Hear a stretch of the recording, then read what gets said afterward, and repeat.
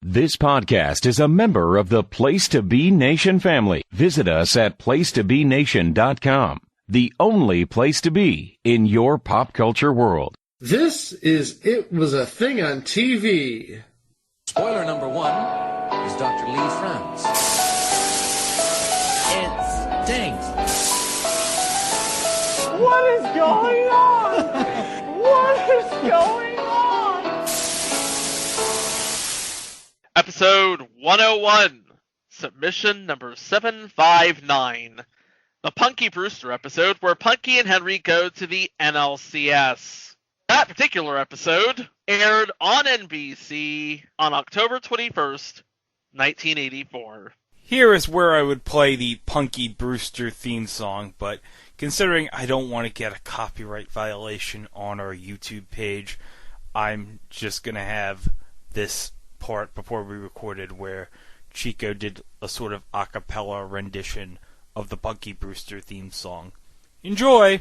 Every time I turn around,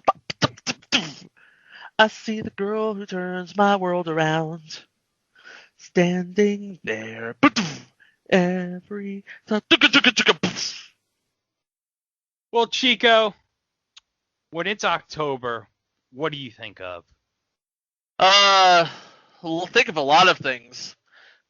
Comic-Con, pumpkin spiced everything, Halloween, but my main sort of vice in October is baseball.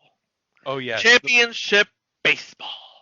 Especially now, because as we record this, I'm watching the deciding game of the ALDS. Yes, between. By the way, it's still 0-0. Yeah, that tells you what point of the game we're at. Yeah. Yeah, it does. But back in the day, Mm-hmm. we only had, in the 1980s, we had just your LCSs, you had your two divisions, and then you had your World Series. You didn't have your wild cards back then. Oh God, the wild. You know what? If you ask me, it was a bit of a breather back then because I didn't have a wild card game where my blood pressure shot up about 5 points every time somebody from the other team homered. Oh yes, yeah, single elimination games. Yeah, and I have to watch that shit. But in 1984, we had a great story developing that year in Major League Baseball. The Chicago Cubs, who were the hapless losers who hadn't been to a postseason since 1945, under the leadership of general manager Dallas Green and manager Jim Fry, which, funny enough, both managers 4 years earlier were competing against each other in the World Series because Dallas Green was the manager in Philadelphia, Jim Fry was the manager of Kansas City. And in 1984, they went on to win the National League East for the first time in franchise history. And there were two big players that were responsible for that. First, Rick Sutcliffe. Yes. Star pitcher. Yep, star pitcher, came over from the Cleveland Indians in the trade deadline. Now, guys, you all think that the trade deadline is now like July 31st. It's always been like that. No. Back in the day, June 15th was the trade deadline. So, yeah, before the All-Star break, the trade deadline was June 15th. And Rick Sutcliffe was on his way to Wrigley Field, and he had an incredible run as soon as he came to the Cubs, going like 16-1 and winning the National League Cy Young Award. Uh-huh.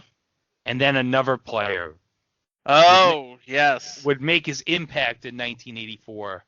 He was a young, up-and-coming second baseman who was traded from the Philadelphia Phillies. He was a prospect in their system, and he was traded to the Cubs because Dallas Green, being a former Phillies manager, had an eye on this kid. Ryan Sandberg. This guy, let me tell you about this guy. Ryan Sandberg, he was pretty much the hero of the Cubs back in the early 80s. Oh, yes. the one famous game in June of 1984, which was a nationally televised game against the St. Louis Cardinals on the Sunday NBC Game of the Week. Now, remember, folks, we're spoiled these days. We got, like, your MLB.TV, you have your games on ESPN and FS1 and TBS and your regional sports network. Hey, not to mention the MLB network, which at certain points of the season will go whip around a la the NFL Red Zone channel. So back in the day, you only had one shot to watch someone who was not from your local area on TV. And that was the NBC Game of the Week. Or occasionally, maybe you got your Monday Night Baseball on ABC. But yeah, this was basically like you had only one or two shots back then to watch a national televised game that was not featuring your team. And this was a big game in June between the Cardinals and the Cubs. And Ryne Sandberg, in the ninth inning, hits a big home run with 2 outs off Bruce Sutter of the Cardinals, and the place goes wild. Into left center field and deep. This is a tie ball game.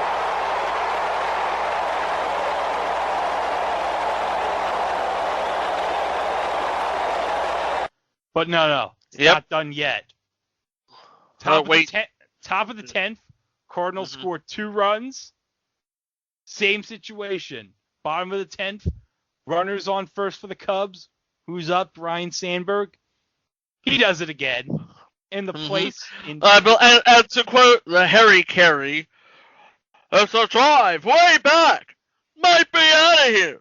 It is. It is. He did it again. He did it again. The game is tied. The game is tied. Holy cow. Listen to this crowd. Everybody's gone bananas. What would the odds be if I told you that twice Sandberg would hit home runs off Bruce Sutter?" Yeah, the place at Wrigley Field was going nuts that day. And the Cubs went on to win that game.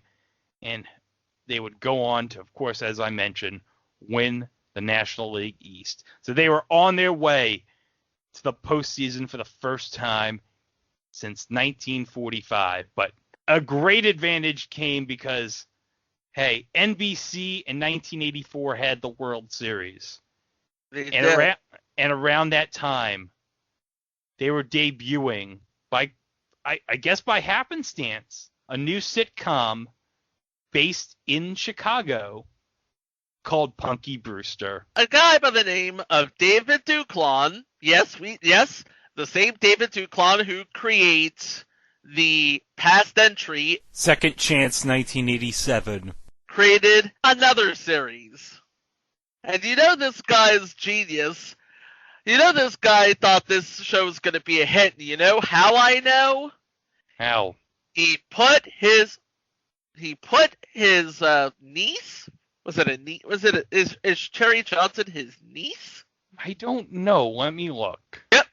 Cherry Johnson was his niece. Her uncle was David Duclon. So okay, that's good. So, and all of this is to say he knew what he wanted his show to be. And, of course, Brandon Tartikoff, who was chairman of NBC at the time, he also knew what this show wanted to be. So the lead character is actually based on someone from Brandon Tartikoff's past. Really? I did not know this. Give me a second here. I had it. This is what I get for not printing out all of my stuff beforehand. Oh. So Punky Brewster was based off of a lady from Brandon Tartikoff's past. A lady by the name of Peyton Punky Brewster. He had a crush on her. She was a tomboy, but he had a crush on her. So before the series ever got off the ground, he had to go find Peyton Brewster and sort of get her blessing to use her name. Can you imagine what would have happened if she rejected it? Television history would have been changed forever. Yeah, he would have had to have named it, I don't know, Punky Sanderford or something. Punky Sanderford. Yes, I just dropped the King of the Hill reference. So, this episode called Take Me Out to the Ball Game aired on October 21st, 1984. So this would have been like right around the time I think the World Series was on NBC at the time. Just about the time, yeah. Just about the time. At least a good 2.5 weeks after the NLCS, in which this particular episode takes place. And here is how the story sets up. It's sort of a play in 3 acts. First act, we see Cherry's grandmother, Susie, played by Susie Garrett. She's watching Punky and Cherry, who are getting ready for Halloween. You think this is going to be a Halloween episode, right? But this is not a Halloween episode. No.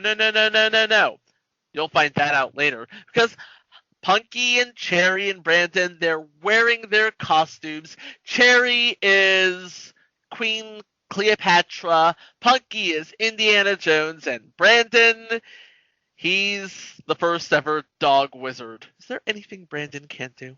Yeah, and I just love how he's like, yup, I'm a wizard. And then he just sits on the chair. Like, yup, I'm a wizard. Here I am, being all wizardry. Woof! Woof! But, yeah, he needs some magic because in comes Henry. He looks like he just owed Mr. T money and T came to collect. Oh my God, yeah, because he was at the box office at Wrigley Field trying to get playoff tickets for the NLCS. He did not get playoff tickets for the NLCS, did he? No, he didn't. In fact, he said to everybody that he was used like a battering ram. Yeah, he was used as a battering ram to the box office because the guy in front of him got the last tickets. Oh, that stinks. It's your typical sitcom sort of foil. We've seen it on this show. It'll rear its ugly head on Saved by the Bell again. Yeah. But here's the thing. As Mrs. Johnson asks, why didn't Henry get season tickets? And you're not going to believe this, Chico. Oh, boy. He had season tickets. He had season tickets, yeah. He had season tickets for 38 losing seasons. And he thought, you know what? I've suffered enough misery. I'm not even going to buy season tickets this year. And Chico, you're not going to believe this. The one year he decides not to buy season tickets, they go to the playoffs. Playoffs? Playoffs? Don't talk about playoffs. You kidding me? Yes, Jim Morris Sr., playoffs. You kidding me? Playoffs? Okay, so they go to the playoffs. And now here's Henry boo-hooing for a solid 2.5 minutes about how he doesn't have tickets and how he wants to experience that playoff magic and how he wants Punky to experience that playoff magic. And it sort of spills over into Act 2 almost, because he's basically telling Punky the story of the last time the Cubs were in. Well, they were in the World Series in '32. He was talking about at Game 3 of the '32 series. Yeah. The famous Babe Ruth called shot game. Oh yeah. And Punky is like, the Babe, who's she? Oh no. At this point, you think to yourself, man, Punky has a lot of Punky power, but she doesn't know squidoosh about baseball. No. In fact, she asked, did they name the candy bar after him? Oh, boy. But, Henry then comes up with an idea. He remembers that he was at the wedding of Chicago Cubs legend Ernie Banks' second cousin, doing the photography. I didn't even know Ernie Banks had a second cousin. No, neither did I. But hey, Ernie Banks' second cousin, if you're listening to us, talk to us. Yeah. But he remembers a moment he had with Ernie Banks at the wedding where he said to Ernie, "Some party, huh?" And then Ernie said to him, "Where's the dip?" And then he showed him the dip. It was a crab dip. A crab dip, yep. And somehow, in Henry's mind, that made them buddies. So he decides, you know what? I'm going to call Ernie Banks and see if he can get me tickets. Yep. And so he did. Now, a normal person would think, how is this guy going to know this guy? I mean, it's not like Balky knowing somebody from the Cubs on that one episode of Perfect Strangers. Or was it the Bulls? Cubs, Bulls. It's Chicago. All blends together. Mm-hmm. So he calls Wrigley Field. That's how you know what, maybe this isn't going to end well. No. Hello? I'd like to speak to Ernie Banks, if you would be so kind. No, it's not in reference to playoff tickets. It's in reference to Ernie's second cousin. Thank you. She's going to get him, I tell you. I can smell the peanuts now. Way to go, Henry. Ernie, long time no see. This is Hank. No, not Aaron. Warnimont. Henry Warnimont. I photographed your second cousin's wedding back in '62, so how's it going, guy? Warnimont. Henry Warnimont. Don't you remember I showed you the dip? The clam dip. Anyway, Ern, you think you could let an old buddy get a couple of seats for one of the playoff games? Feel free to say no. Hello? Hello? Ernie?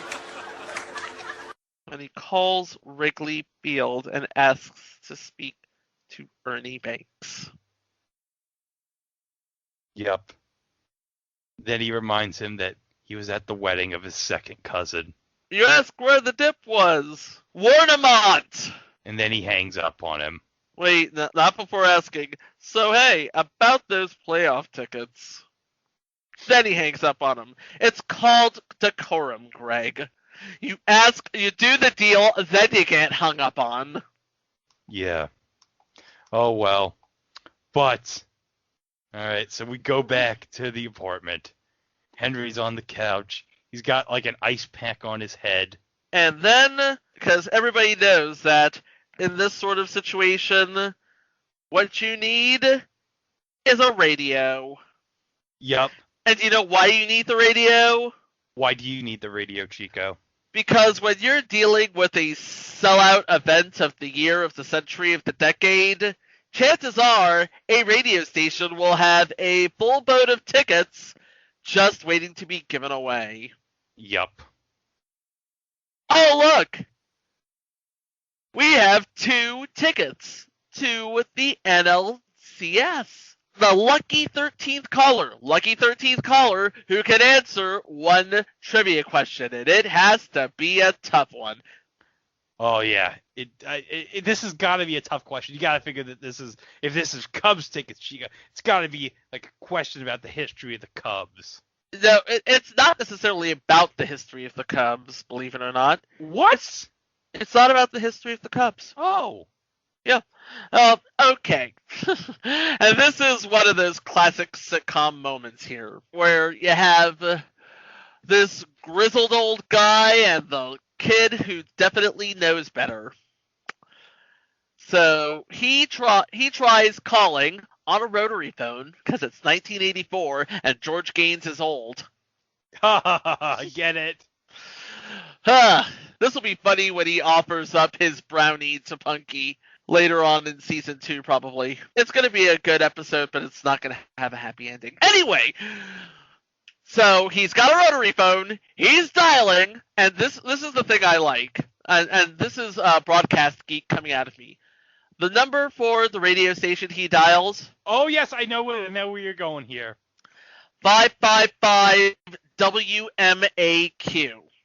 Now, for those of you who don't know, WMAQ is the call letters of the NBC affiliate in Chicago.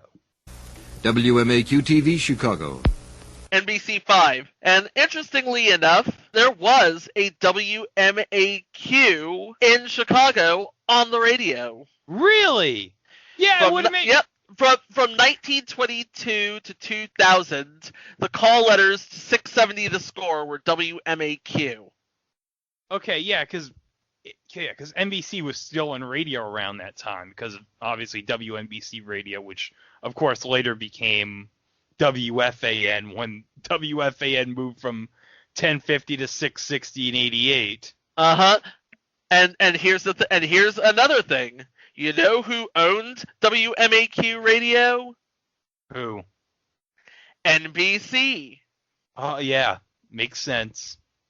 In fact, they wouldn't divest to Group W until 1988, like you said. So, now that I've fully been humored in my radio geekness, let's talk about the phone call. Henry tries once. Busy signal. Henry tries again. Busy signal. Up comes Punky Brewster. She's like brushing her shoulders off, and she's all like, "This phone is no match for Punky Power." 555 WMAQ. That's 555-962. Wait a minute. Q wouldn't be on a thing. Well, I mean, whatever. On a rotary dial. Whatever the thing is for R. Yeah, there you go. So she dials up. Boom. First try. Ringing. So Henry, astonished, grabs the phone out of Punky's hand and proceeds to get the question. Oh, okay. What's the question, Chico? Are you ready for the question? Are you ready for the question, Greg? Are you ready for the question? Oh, Here's I'm the ready. question. What Here's is the it? question. Are you ready for the question? Okay. Okay. What is the windiest city in America? Oh, Chico, that's easy. I mean, come on. It's tickets for the Chicago Cubs in the National League playoffs. Of course it's gotta be Chicago. I mean, come on. It's the Windy City. The Windy City, you think it's Chicago. That is absolutely wrong. What? Yeah, it was Great Falls, Montana. Oh, what a giant tease. Poor Henry, he's on the phone. This should be like the most gimme question ever, and he gets screwed out of Chicago Cubs playoff tickets. Pretty much, yeah. Oh, but even worse. Oh boy. Punky knew the answer to this question. Oh yes, she did. Oh. No, that's not good. No. You know who else knew the answer to the question? The completely inconsequential, wacky super of the building, Eddie, played by Eddie Deason. Oh, yes, the great Eddie Deason. But he has an idea. What's the idea? Are you ready for this? Okay. He knows a scalper. Oh, no. You know already this is not going to end well. Oh, no. Like anything on this show, when we say it's not going to end well, it's not going to end well. This is not going to end well. Let's talk about Lenny the Looper. Played by the great Art Matrano, Lenny the Looper has 2 tickets. Just so happens to have 2 tickets to the NLCS. And because he likes children, he's going to sell them to Henry for $750. What? $750 in 1984 money. $750 in 1984 money. Oh, no, that's ridiculous. Come on. But he decides, you know what? After Punky says, you know what? I'm sick, and it would make my day if you were to give me those tickets. she just pretty much plays it up. Like, really, really plays it up. And Lenny the Looper lowers the price, and they're going to a ball game. One thing I want to mention before we go on to the ball game, Art Matrano, do you know what he's probably best known for to me? What's that? He played Captain Mauser in Police Academy 2 and 3.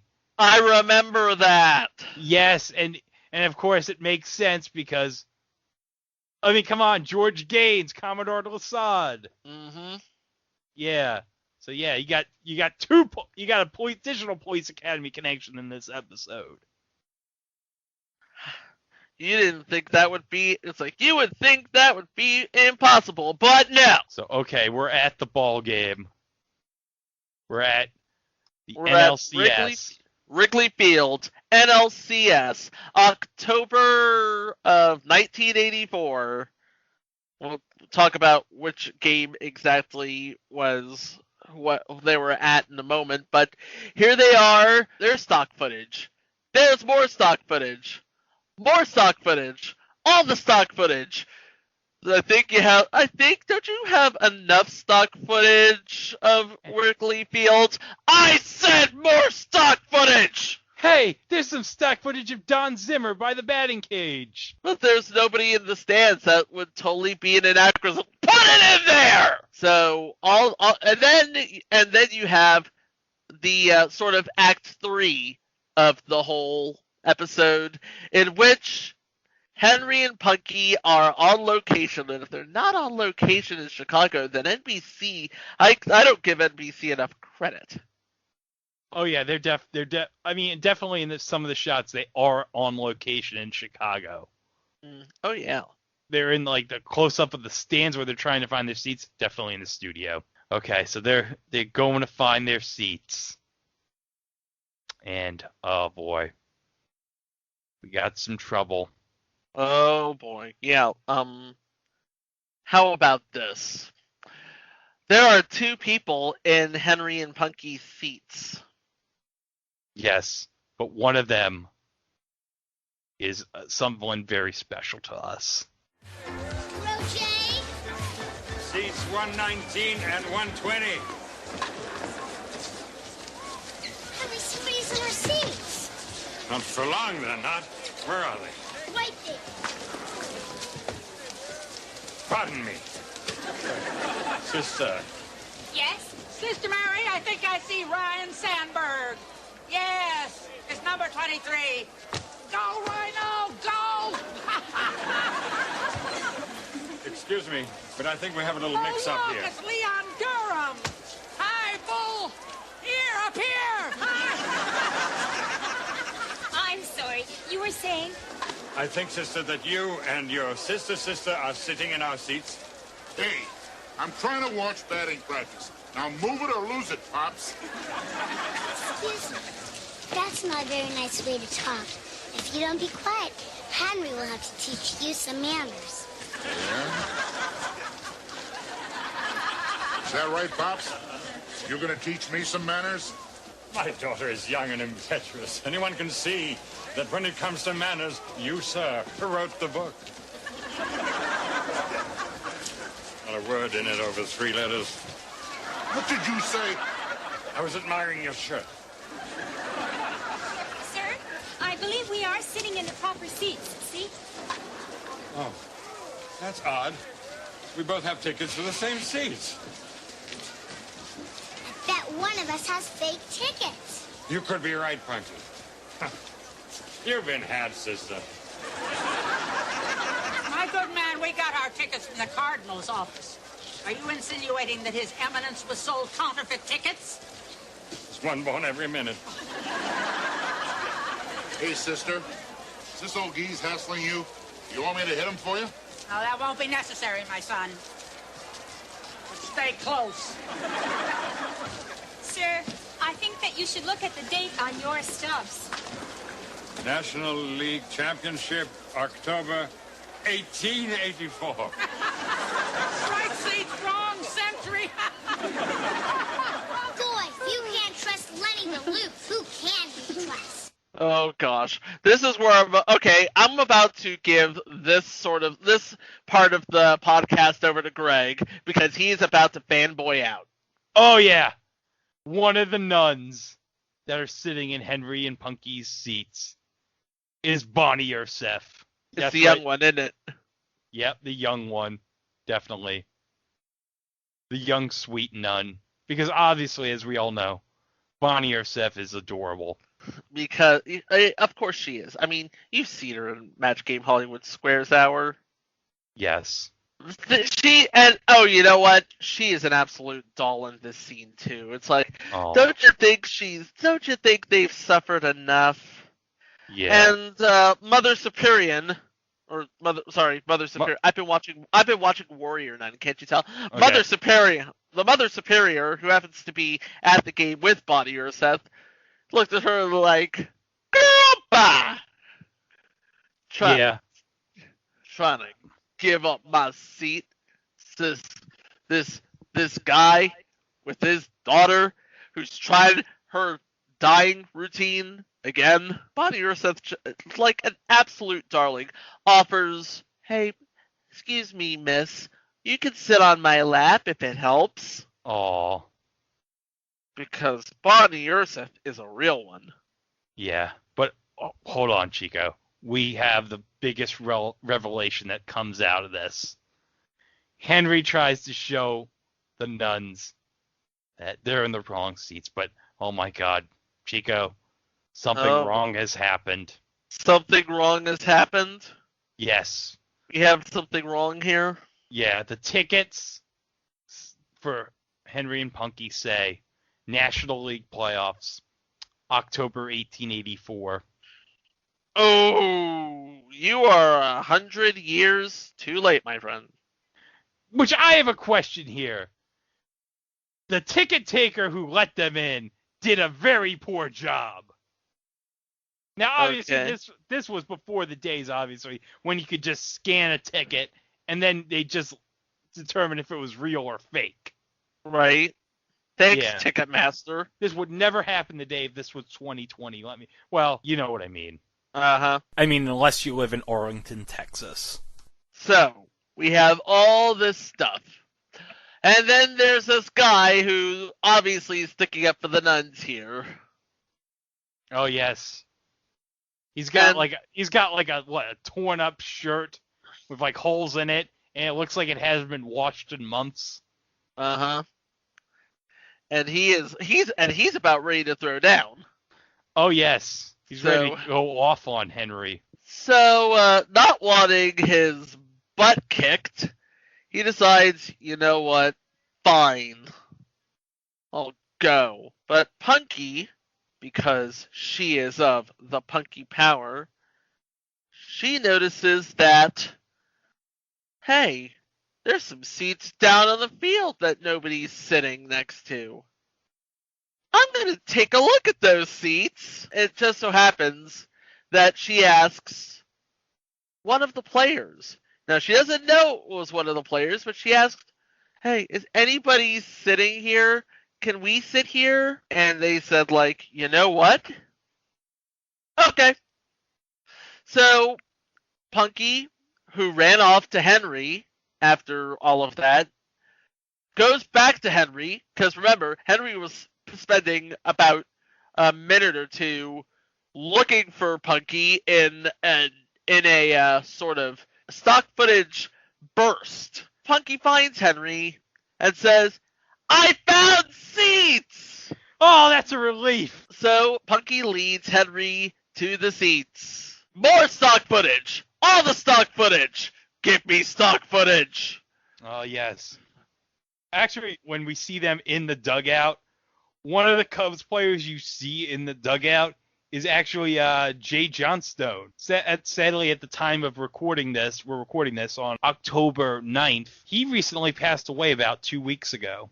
Yeah, it's very sad. Yeah, you might know Jay Johnston best as one of the Seattle Mariners in The Naked Gun. Jay Johnstone. What, pal? You all right? Let's see if that unit present's straight. What do you got back here? Let's see, the shirt. Well, you should take a large one. That little tight in the crotch. Swing. All right, all set. Okay, play ball. So Punky and Henry watch the game from the dugout. Yes. Best seats in the house. And it just so happens that Jay Johnstone's there signing a little Cub guy. A little Cub guy. And now cue all the stock footage. More stock footage. Oh, by the way, guess who shows up? Ernie Banks. Ernie Banks in Yes. stock footage. Yes, and not only that, but Ernie Banks signs Punky's little Cubs man in the dugout.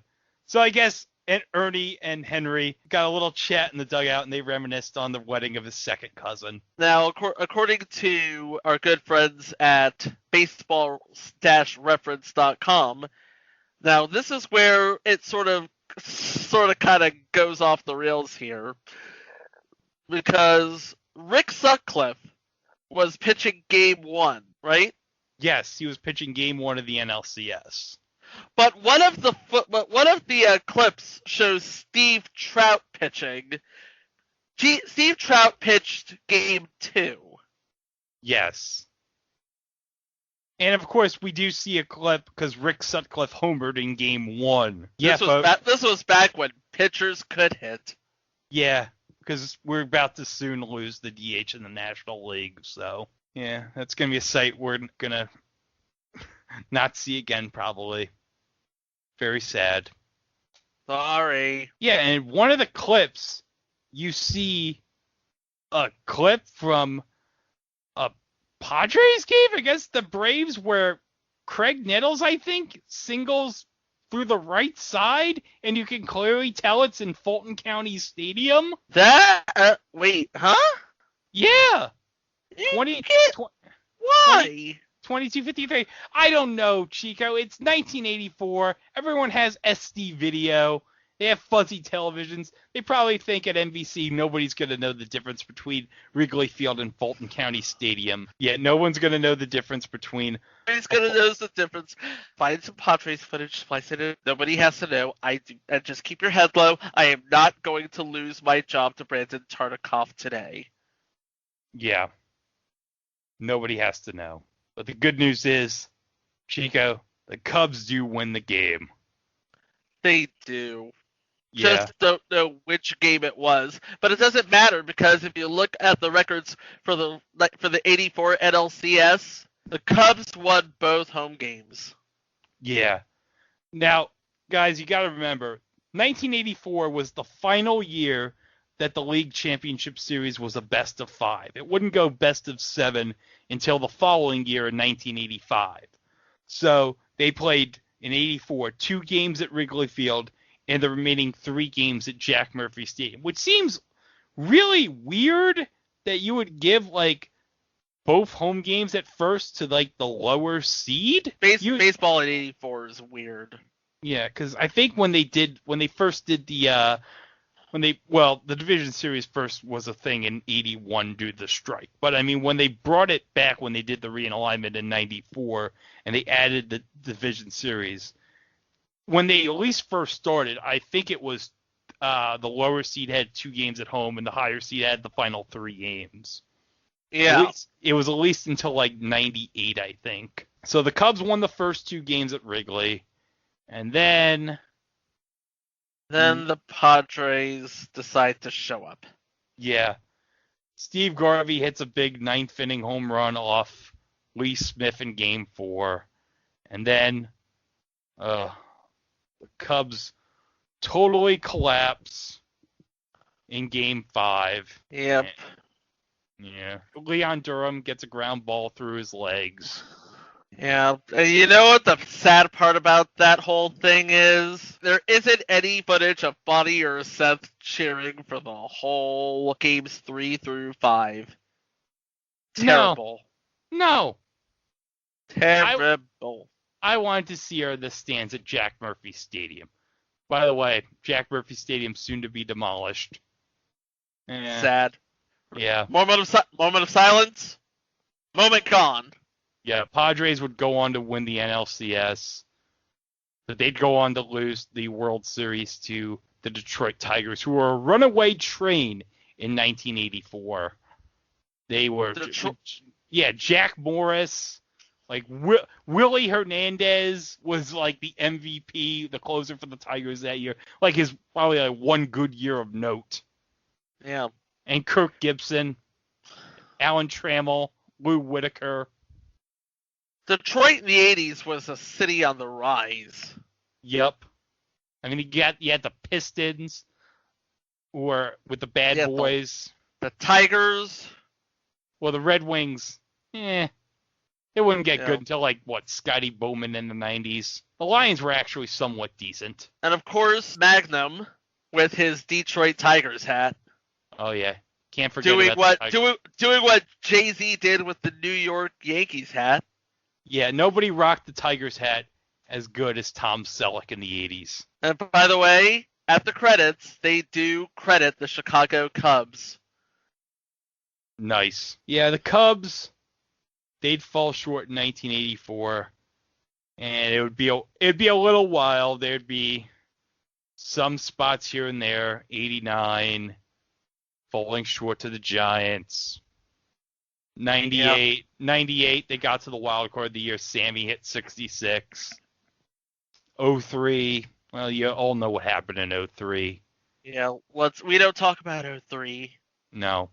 Until 2016, of course, where the Cubs finally broke that. The Cubs finally flew the W.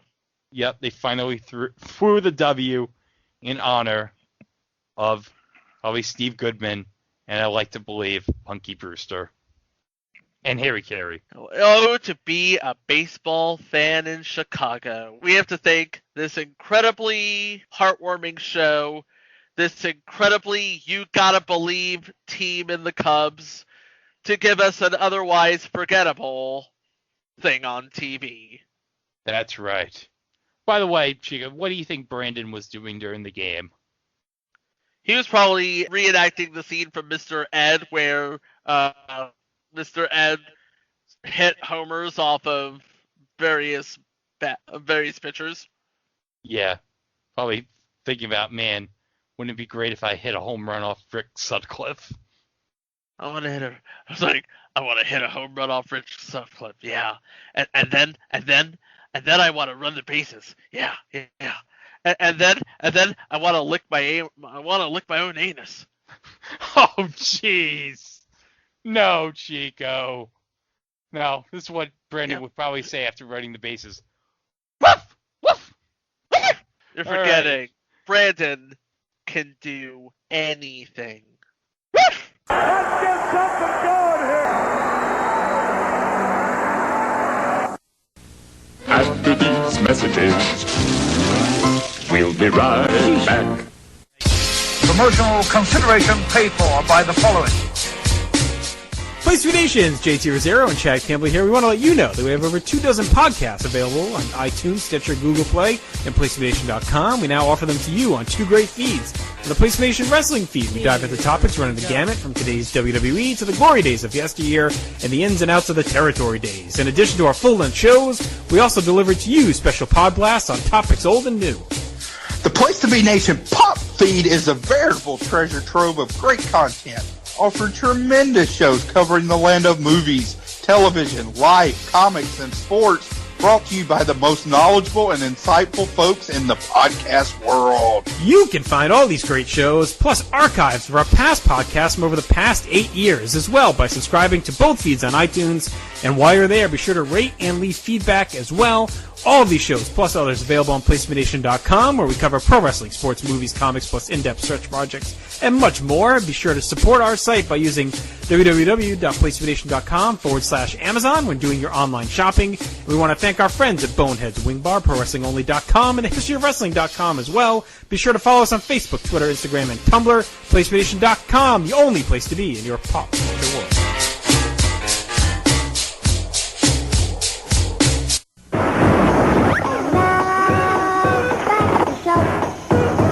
Episode 102, Submission 114. The Alfred Hitchcock Presents contest on Nick at Night. The Alfred Hitchcock Presents contest on Nick at Night occurred around Halloween time of 1990. More specifically, the week of October 28th to November 4th. Nick at Night's Dead Giveaway with host Wink Martindale. Here's how to play the game. Watch as much Hitchcock as you can and keep track of those dead bodies. Then estimate how many you think will die in our entire 140-episode marathon. Stay tuned for the 800 hotline numbers so that you can call in your guess. All correct guesses enter a random drawing, and the lucky 13 chosen will win a murder mystery dinner cruise. Watch Hitchcock. Count the dead. You could win. That's Nick at Night's Dead Giveaway.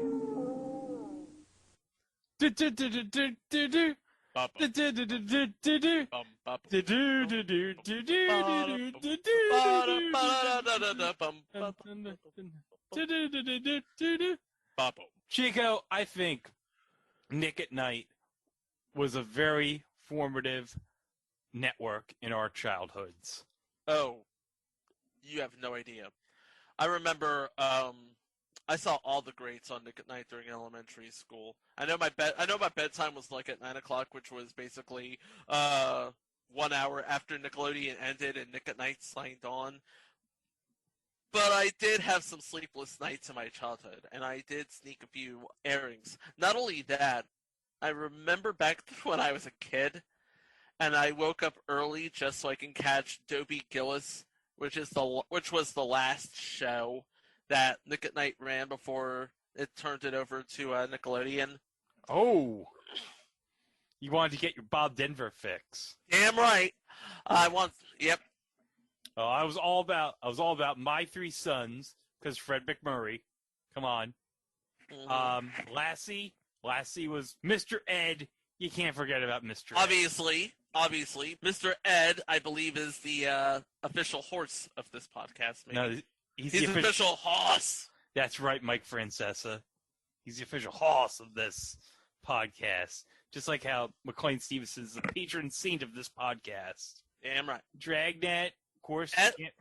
SCTV. The first 4 seasons of SNL. Oh, that's right. I forgot they The Patty Duke Show. Oh. I was all about the Patty Duke Show, yo. I was all about the Patty Duke Show. Oh, Patty Duke Show. Oh, that's a classic. Patty and her identical cousin just causing mayhem. Yeah. Lib and Maddie just ripped it off. Anyway. Yeah. But, of course, one particular show that was very important in Nick at Night was Alfred Hitchcock Presents. Yep. Because remember, Viacom didn't have the rights to the Twilight Zone yet. So No, because it would just be Viacom didn't merge with CBS until the mid-90s? Right. And that would be the mid to late 90s. Anyway. Yeah, it's they've merged like 3 times in their history. Yeah, that is the craziest shotgun wedding I think I have ever been a party to, and I live in the South. I don't know what the Redstone family does. But yeah, I don't want to know what the Redstone family does. This is a family show, damn it. Well, you better watch that there. You better watch that right there. This is a family show right here. All right. Alfred Hitchcock Presents. It introduced us to the classic theme song of Alfred Hitchcock Presents. And of course, you had the great opening of the silhouette of Alfred Hitchcock, matching up with the drawing of Alfred Hitchcock, and basically, who can forget Alfred Hitchcock in his very droll British sort of way, introducing every show like, good evening. And he tell us what we're about to see in the episode. Yes? Good evening. Something must be done about this. On this roof alone, there are 3 reindeer and a stork caught in the antennae. We certainly can't have that. It interferes with reception. The picture becomes quite grotesque. Allow me to illustrate. You see what I mean? It's rather like home movies made by Picasso or someone. But enough of this. You tuned in to see a story, and I'm certain you don't want to spend the time looking at a negative. But first, 1 minute from a man who is a positive thinker. Again, in his very droll, matter-of-fact, deadpan snark, if you will. It was a really good watch. I liked it. Oh yeah. But the best part of these episodes would be whenever someone, and as patented as Alfred Hitchcock does, when someone would die. Wow. Yeah. That's how you know you're watching a very classic Alfred Hitchcock Presents. If somebody dies within the first 5 minutes. Oh yeah. It's like oh, they're off. Dead. It's like you look at one of the cast members and you can tell, oh, he's about to die. That guy right there, he's about to die. He's only here to further the plot. There he goes. Yep, he's about to. Okay, he's about to die. Yeah, he just discovered something. Yeah, now he's definitely gonna die. And then 5 minutes later, he did. Yeah. But man, on this show, you had so many classic guest stars on this show. I'm looking at Truth by Consensus Wikipedia. Had such stars like Dick York. Coming straight out the gate with that stuff. Yeah, Robert Vaughn. The legendary Robert Vaughn. Yep. Vincent Price. Oh gosh. That, Alfred Hitchcock and Vincent Price is basically match made in heaven right there. Yeah. Robert Redford? How about Steve McQueen up in here? Oh yeah, Steve McQueen. He did the television rounds before he made it big into the features. Oh yes. And that's not to mention Peter Laurie. How could I forget Peter Laurie? Ooh, one of the great film actors, Peter Laurie. Mm-hmm. Betty Davis? Sir Roger Moore. Oh my God! So this would have been what, around the time of The Saint, probably. About that, yeah. I mean, just before The Saint. Remember, Yeah. The Saint did air one season in color. Okay. So. Dean Stockwell. Yeah, you had Al on Al Hitchcock Presents. Yeah, you're just crazy. And that's not to discount the directors. I mean, let's see. You had Paul Henreid. Yeah. Norman Lloyd. Oh, that one Norman Lloyd from St. Elsewhere? That Norman Lloyd from St. Elsewhere. He directed 19 episodes. Robert Altman. Robert Altman? Robert Altman, yes. Oh, my goodness. Arthur Hiller. Hiller. Yeah, Arthur Hiller. And, of course, the man himself would direct 17 episodes, Alfred Hitchcock would. He's not going to be like, oh, I'm not going to direct my own show. Of course he's going to direct some episodes of his own show. It has his name on it. Yep, and 2 of those episodes were actually nominated for Emmys. That was The Case of Mr. Pelham and Lamb to the Slaughter with Barbara Bel Geddes, later of Dallas fame. So the show aired from CBS from 1955 to 1960 and on NBC from 1960 to 62 before going back to CBS in 62 until 64 and then returning to NBC for its final season in 64. So it bounced around between CBS and NBC over the years. Oh, yeah. And, of course, it's been rebooted in the 80s, but without Alfred Hitchcock, it was basically a show place for the macabre. Yeah, it was like the 80s Twilight Zone series. And the 90s Twilight Zone series. And the 2010s Twilight Zone. Man, the Twilight Zone's been rebooted a lot, hasn't it? Yeah, but at least with Jordan Peele, you kind of have a worthy successor to Ralph Sterling. Oh yeah, totally. I can totally see that. I mean, Al Hitchcock Presents, you can't really, because, I mean, it's in the name. Alfred Hitchcock Presents.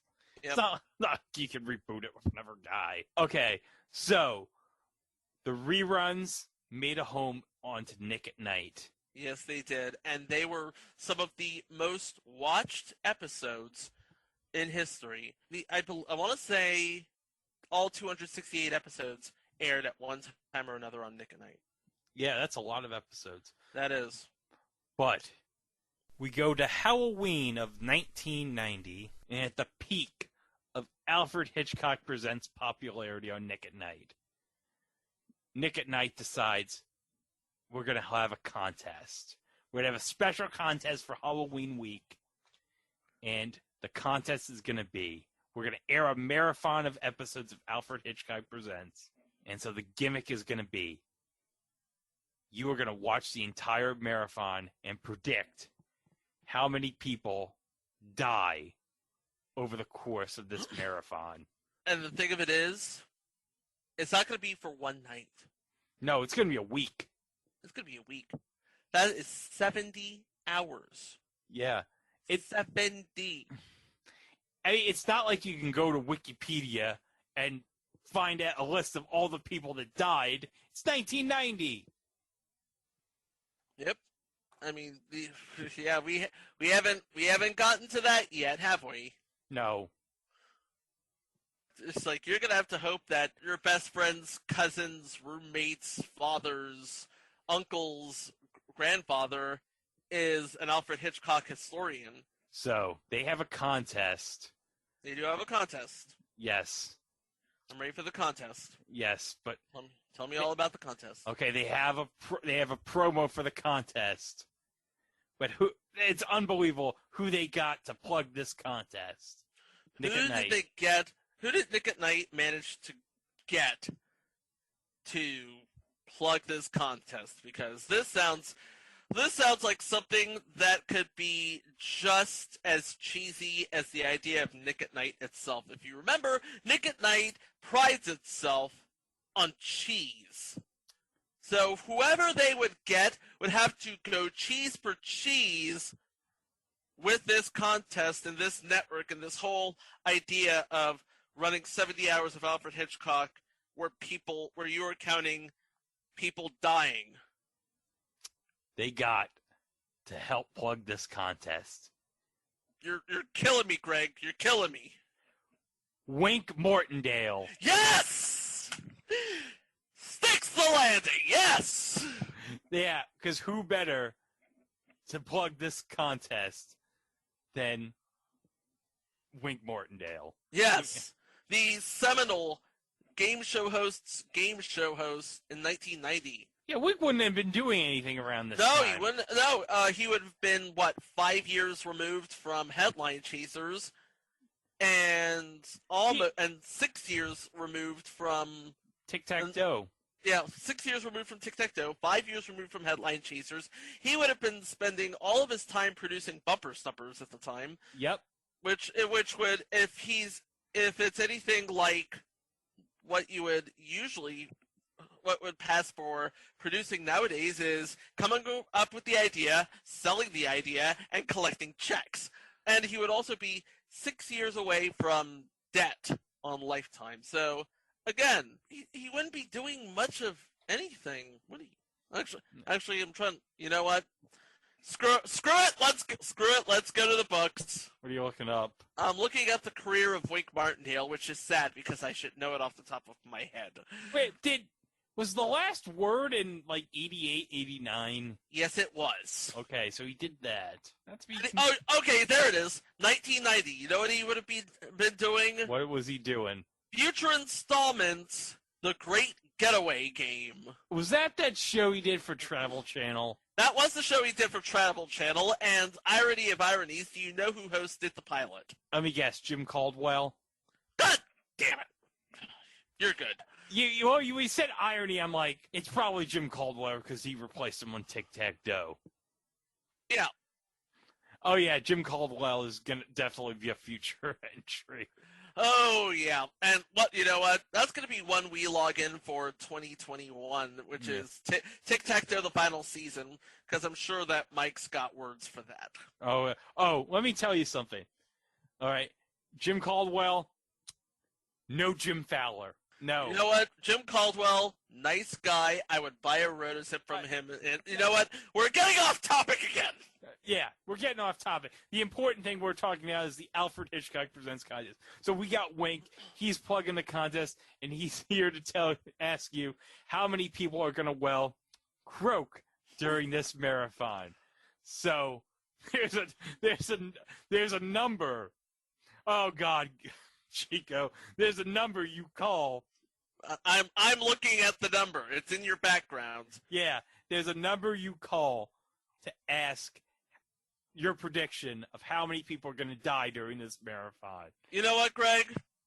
Let's just let the man himself explain. Oh, yeah, we'll let him explain all the rules and everything. Here's a clip. It comes to us courtesy of the folks at Viacom. Nick at Night's Dead Giveaway with host Wink Martindale. Boy, a lot of people sure have died tonight on Alfred Hitchcock Presents, haven't they? Some horribly, but they haven't died in vain because they can turn you into a winner. How? Just guess the total number of people who croak in our 140-episode marathon. You can try to watch every show or just take a shot in the dark. Once you've made your guess, call us at 1-800-235-DEAD. There's the number on your screen. Leave your name, address, phone number, and your guess. All correct guesses enter a random drawing to get 13 grand prize winners. Tell them about it, Johnny. Each winner and a guest will be flown to L.A. and join TV Land stars for a fabulous murder mystery dinner cruise. The phones will be open until the event ends on Monday, November 4th at 6 a.m. Eastern Standard Time. So come on, take a stab at it. There's no hitch, only Hitchcock. All week long on Nick at Night's Dead Giveaway. If you were wondering in the early episodes why we said hashtag 1-800-235-DEAD, this is what we were referring to. Yep. 1-800-235-DEAD. Dead. And you know what? He delivers that line like it's nothing to him, you know? No. It's like, yeah, hey, if you want to, don't forget, if you want to call, if you have a guess, just give us your name, and address, phone number, and the guess and call us at 1-800-235-DEAD. So there are 13. Ham it up! Hand it up. So there are 13 grand prize winners for the Alfred Hitchcock Presents contest. Yes, there is. And do you know what each of those winners would get? Well, they've already said the commercials. Yeah, anyway. Those commercials. Each of those winners would receive a ticket to a murder mystery cruise. A murder mystery cruise. It would be like future installment Cluedo. That's right. But on a boat. On a boat. Unfortunately, you wouldn't have Tom Baker on the boat. Boats need Tom Baker. What can I say? Yeah. So this is what I want to know. This is one of the unsolved mysteries that I want to know. Okay, what happened on the murder mystery cruise? Because apparently you were on the murder mystery cruise with some Nick at Night stars. What Nick at Night stars were on the murder mystery cruise? Wait, do you have the details of this cruise or no? No, I don't. I wish I had the details of this murder mystery cruise. You know, all I know is that you go on a boat and you solve a murder mystery. It could be either Nick at Night extras or Nick at Night veterans, or for all we know, it could be a bunch of people who showed up to a dinner theater and the guy in charge would be like, okay, you'll do. That's fine. That's fine. This is fine. You probably all the winners probably flew to like New York or L.A. whatsoever. It was L.A. It was L.A. All right, get to L.A. Get on a boat. All right, here's this murder mystery cruise. You're probably hanging out with I don't know who you'd hang out with. Like I don't know who would you be hanging out with from Nick? Well, it beats what was originally offered as the prize. Oh yeah, because we found this out courtesy of the Retro Network. They did a blog, I believe it might have been last year or 2 years ago, on the 35th anniversary of Nick at Night. Mm-hmm. Okay, it would be this year because the anniversary of Nick at Night started in '85. So okay, so it'd be this year. They would have done one this year. Obviously, somebody at Nick at Night was too much into their Friends reruns. Otherwise, they would have acknowledged it. Oh yeah. Like, shut up! I'm watching George Lopez! Leave me alone! Because nothing says classic TV like George Lopez. Anyway, so the anniversary. So, thanks to the Retro Network, we found out that the winner was originally supposed to get their own family plot. What? Their own, yes. They don't have to worry about where they're going to go when it's time for them to go. They got you. Of course, that was a little tasteless. Yeah, you think, you know what? You would think a contest about Alfred Hitchcock, nothing would be beyond the pale. Apparently, Standards and Practices thinks differently. Yeah, Standards and Practices at Viacom are like, what the hell is this? Really? Yeah, Alfred Hitchcock. It's Alfred Hitchcock. Why not a family plot? No. No. So it was at this point where we took a break in the recording because Chico's sister came into his house to give him his dinner of chicken and such. So if you kind of hear him eating after this, that explains why.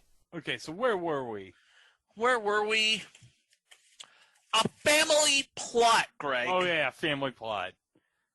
And again, somebody at Viacom had a problem with this. Did somebody at Viacom actually watch the Alfred Hitchcock Presents? I don't...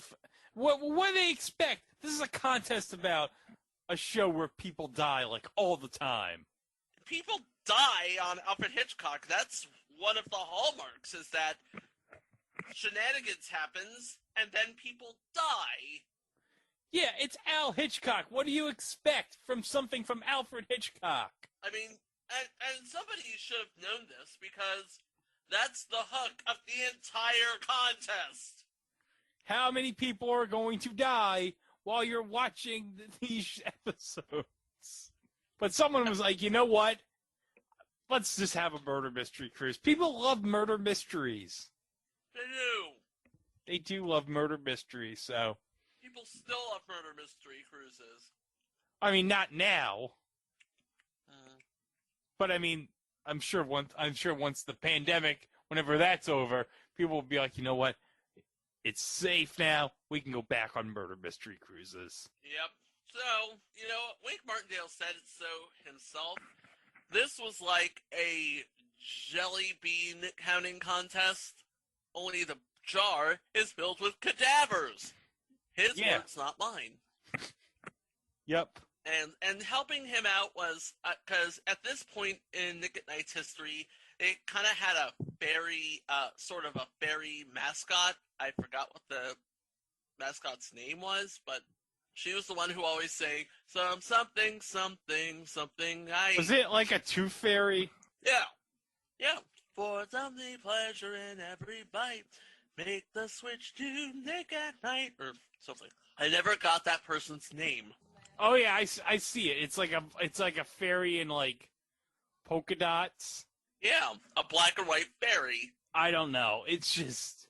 Here it is. Oh wait, I found it. Okay, good. Okay, so Wink Martindale, because he couldn't do this alone, not for 70 hours. He had help from. Are you ready for this? Yeah, I'm ready. Because around this time would be the Nick at Night brand reruns sort of promotion. Okay. And promoting it, being the voice was a fairy, and her name was Dixie the Pixie. What? Dixie the Pixie? Dixie the Pixie. That's a terrible name. I don't know. Because I'm watching it right now. It just fits in with the kitsch. Because Nick at Night, if nothing else, is all about the kitsch. That makes sense, right? Yeah. Oh, and here's the thing. And you want to talk about kitschy. She has the beehive, and her wings are Nick at Night moon logos. Thanks, Fred / Alan. That is fantastic. I still have one question. Yeah. Did we ever find out how many people died? Yeah, it's one of the unanswered questions. How many people exactly died during this marathon? You know what? Let's pretend we're in 1990. Okay, let's pretend it's Halloween week 1990, and we're excited about this Alfred Hitchcock Presents contest. How many people do you think died during this marathon? Well, I know one person died to start the marathon. Okay. Now, there are 140 episodes, but I'm taking the average at about 2.3, you know what, let's just make this easy. 3 people dying on average per episode. Yes. 3 people dying on average. On average, and this is just a ballpark figure. So that would come up to about 420 people. 420. So you're gonna say 420 died. 420 people died during. 420, yeah. Okay, I'm gonna go with. I'm gonna go. I'm gonna go and say 536 people died during this marathon. I'm just gonna go with a random number. I bet people are dying all over the place during this marathon. Oh yeah, and we're dying to know. We are dying to know if someone can give us the exact answer to how many people died during the course of the Alfred Hitchcock Presents marathon. We need to know.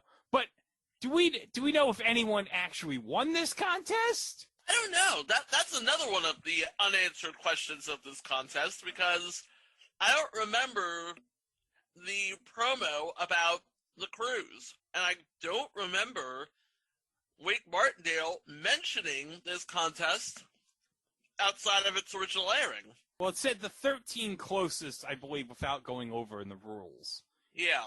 Okay, so you had to be closest to the exact number. So it's Right. Price is Right style. So I'm wondering, maybe, because it's probably a good thing that they did it the closest. Because if it was the exact number, I bet you that no one would get it right. No, 13 people wouldn't have gotten it right, and there'd probably be someone still at the phone at Nickelodeon, being like, "I've been waiting 30 years. I've been waiting 30 years for a winner of this contest, and nobody's That's won." probably Wink Martindale. Probably what he was doing when he wasn't shooting debt or something. Yeah, Viacom was like, "Wink, man the phones.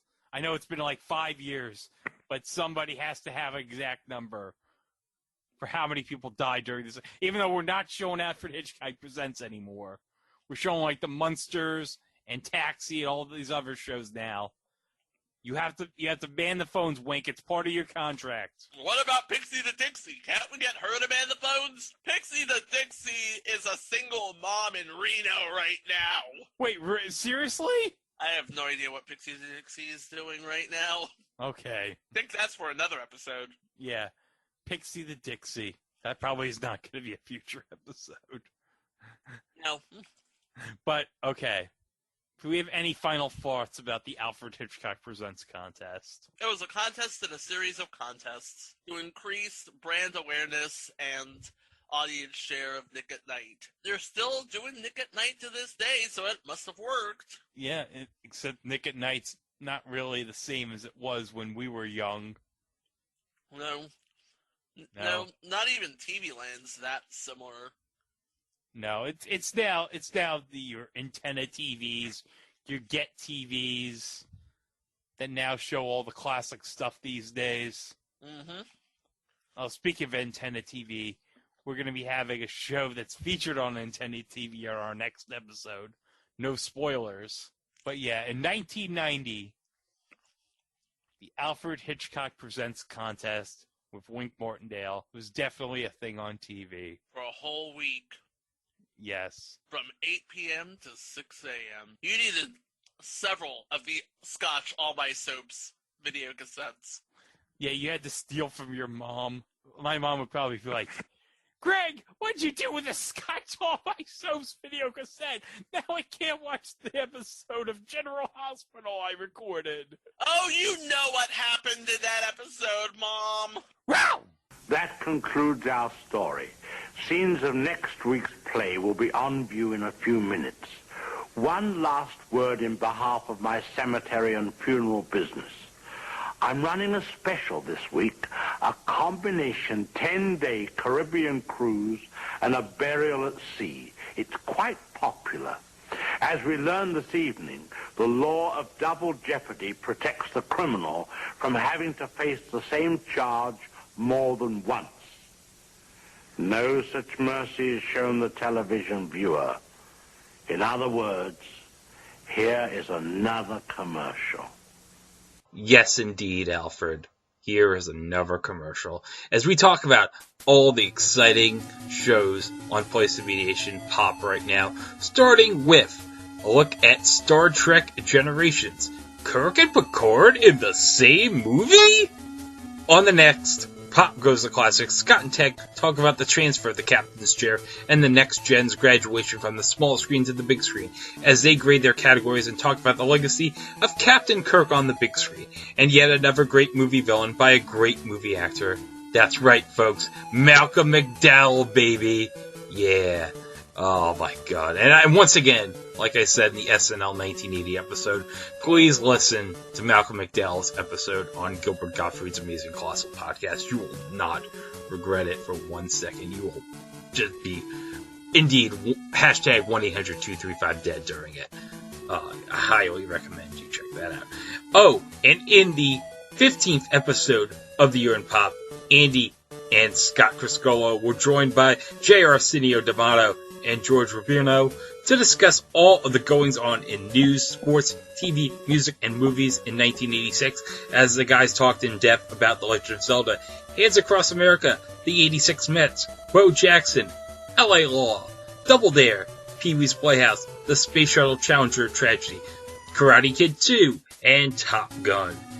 And in Blockbuster Rewind, in the 5th episode, Scott Shiflett, Andy Afferton, and Eric Eels were joined by Scott to discuss the horror franchise Scream as they went through each of the films to talk about the killers and their motives, the stars bumped off in the opening scenes, how the main trio survives each and every movie, the horror movie rules, Roger Jackson as the voice of Ghostface, jump scares, bad decisions made by the minor characters, and which characters they suspected but weren't killers. And as a bonus, they also talk about the 1997 classic, I Know What You Did Last Summer.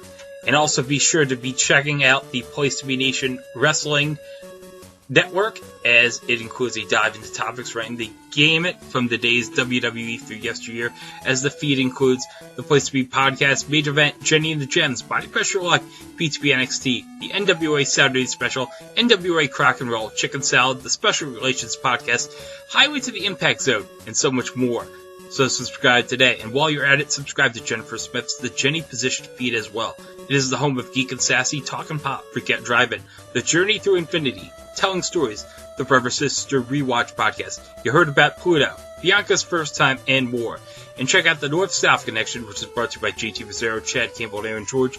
It's the home for Wrestling Warzone, No Holds Barred, The Extreme Three-Way Dance, The Ruthlessly Aggressive Podcast, Carolina Dreaming, Shrink Wrapped, Jeff Learns Wrestling, and more.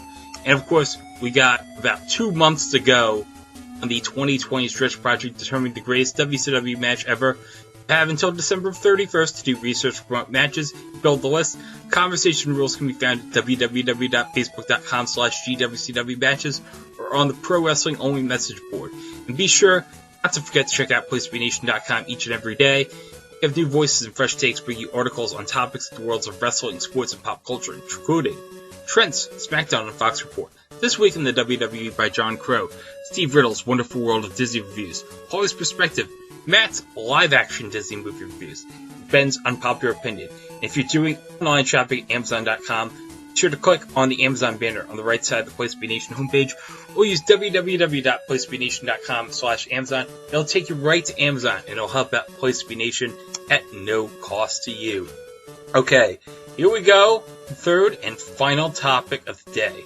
So what happens when one of the great comedians of the 1960s and 70s on television, famous for his witty banter, gets his own self-titled sitcom, but also has to play against type.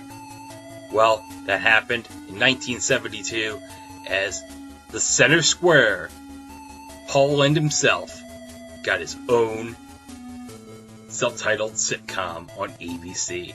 It's the Paul Winshow, and me and Chico are talking about it right now. Episode 103, submission number 026, The Paul Lynde Show. The Paul Lynde Show aired on ABC from September 13th, 1972 to March 14th, 1973, for a total of 26 episodes.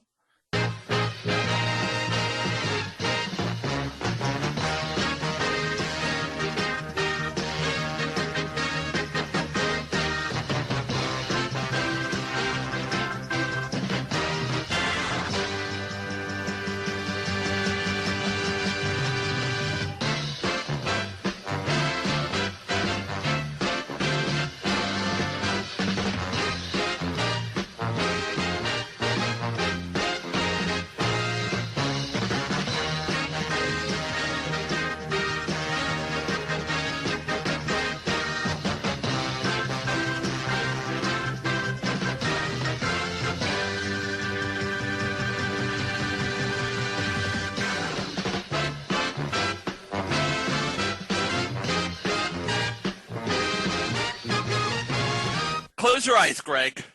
Okay, I'm closing my eyes, Chico. I'm going to mention a very well-known game show. Okay. And I want you to give me the first person that comes to mind. Okay. The Hollywood Squares. Oh, Paul Lynde. He's listed as Whoopi Goldberg. Oh, Whoopi Goldberg. Yeah. You know what? Whoopi Goldberg was good too. Whoopi Goldberg was too, but here's the thing. Paul Lynde made the franchise.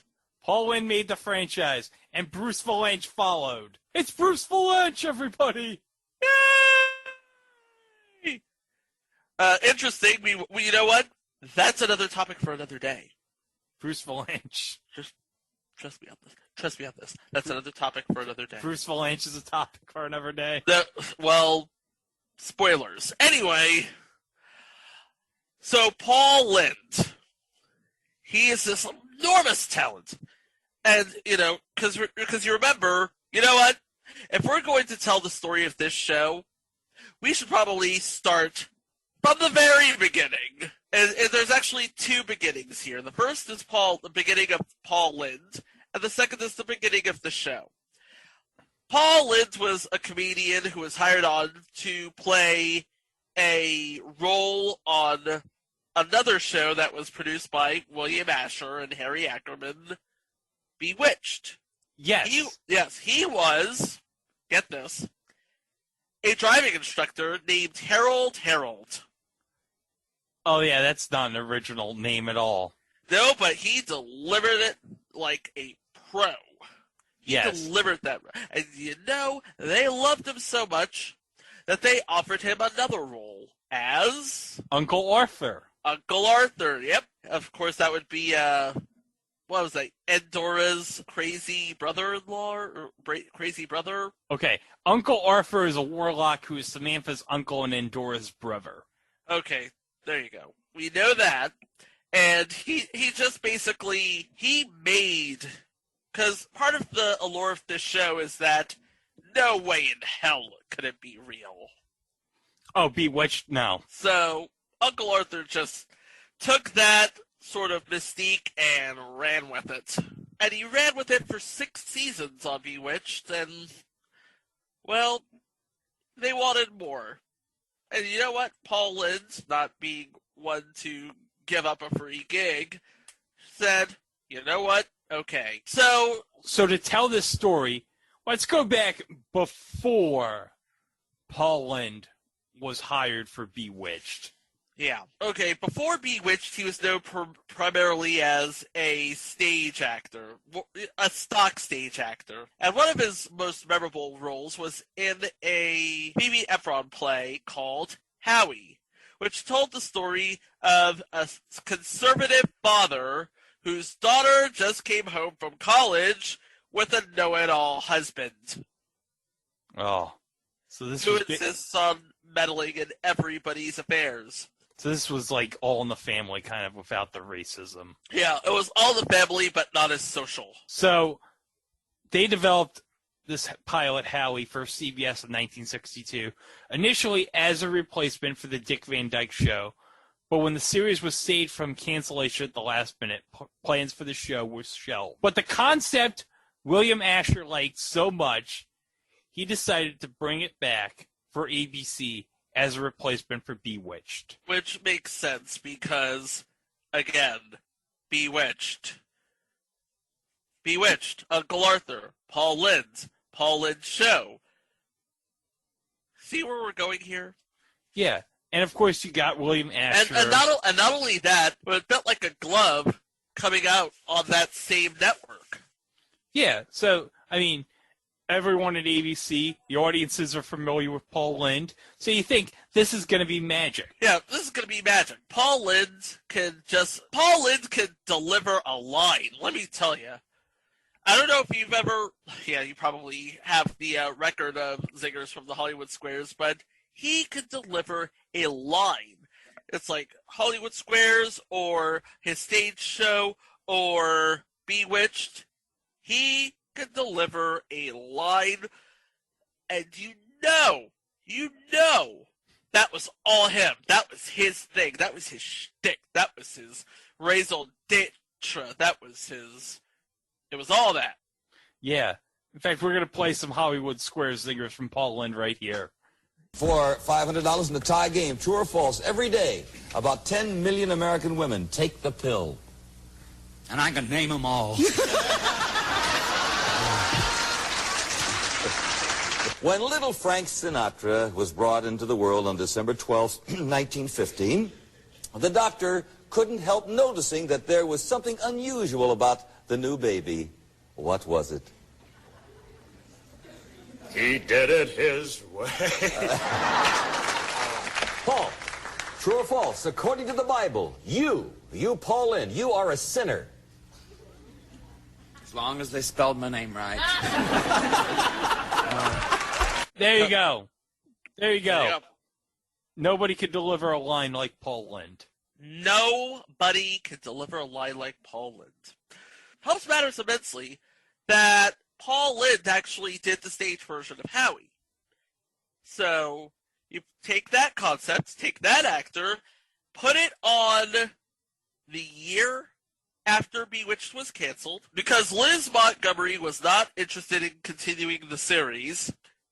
Divorce will do that to you. The Paul Lynde show, because Paul Lynde, he still had a contract, so William Asher created, well, when he said created, I mean directed, and commissioned Ron Clark and Sam Bobrick. Yes, same Sam Bobrick who created Saved by the Bell.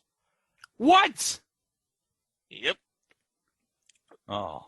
To adapt the play, or readapt the play for television, with Paul playing Paul Sims, an attorney, a shrewd, some would even argue a shrewd attorney, and also the husband and father family figure. Wait a second. Hold up, Chico. Time out. What did you just say? Paul Lynde was a conservative husband and father and attorney. Rather shrewd attorney. Think Sherman Hemsley on Amen. Paul Lynde. Married. To a woman. To a woman. Paul Lynde married to a woman. Paul Lynde got married to a woman, and the two got busy, okay? Are we sure this is not a science fiction television show? You would think that, but no. Let's be fair. They might have adopted the kids. We don't know. We don't know if they're biological. We don't know. We don't know, but the love was there. He loved his wife. He loved his kids. There was one person he did not really love at all. I wonder who it is. Yeah. Again, what's the subject of the show? Howie. Yeah. That, of course, would be Howie Dickerson, Barbara's new husband. And here's what it says about Howie Dickerson from Truth by Consensus Wikipedia.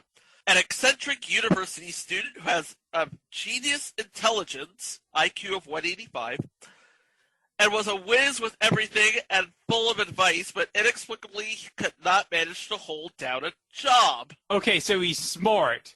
He is smart. He is a genius. Probably would have passed the Jeopardy test. Hell, if I could do it, anybody could do it. But he can't get a job. He cannot get a job. And that's like, and this is one of those shows where status quo is king. Yeah. Well, today, if he was around, he'd probably have a podcast with a Patreon making $25,000 a year. Wait, we're making $25,000 a year off of this? So, okay, and you know what? If Howie Dickerson was around today, he would be an influencer, wouldn't he? Yeah, he'd definitely be an Instagram influencer. It's like, hey, I'm Howie. Look at all this stuff I got. Oh, it's a drink. I drink this and I'm not thirsty anymore and it's awesome and you should try it out. Yeah, he gets paid $2,000 every time he says that. Yeah, especially since he's in L.A. Well, a fictional paralogue of L.A. because the fictional city of Ocean Grove, California. I have to wonder if Power Rangers ripped that off. Anyway, so at the beginning of the series, it was more like the misadventures of Howie and Barbara in their new life as husband and wife while they're still students. And to be clear, Howie is a product of the flower generation.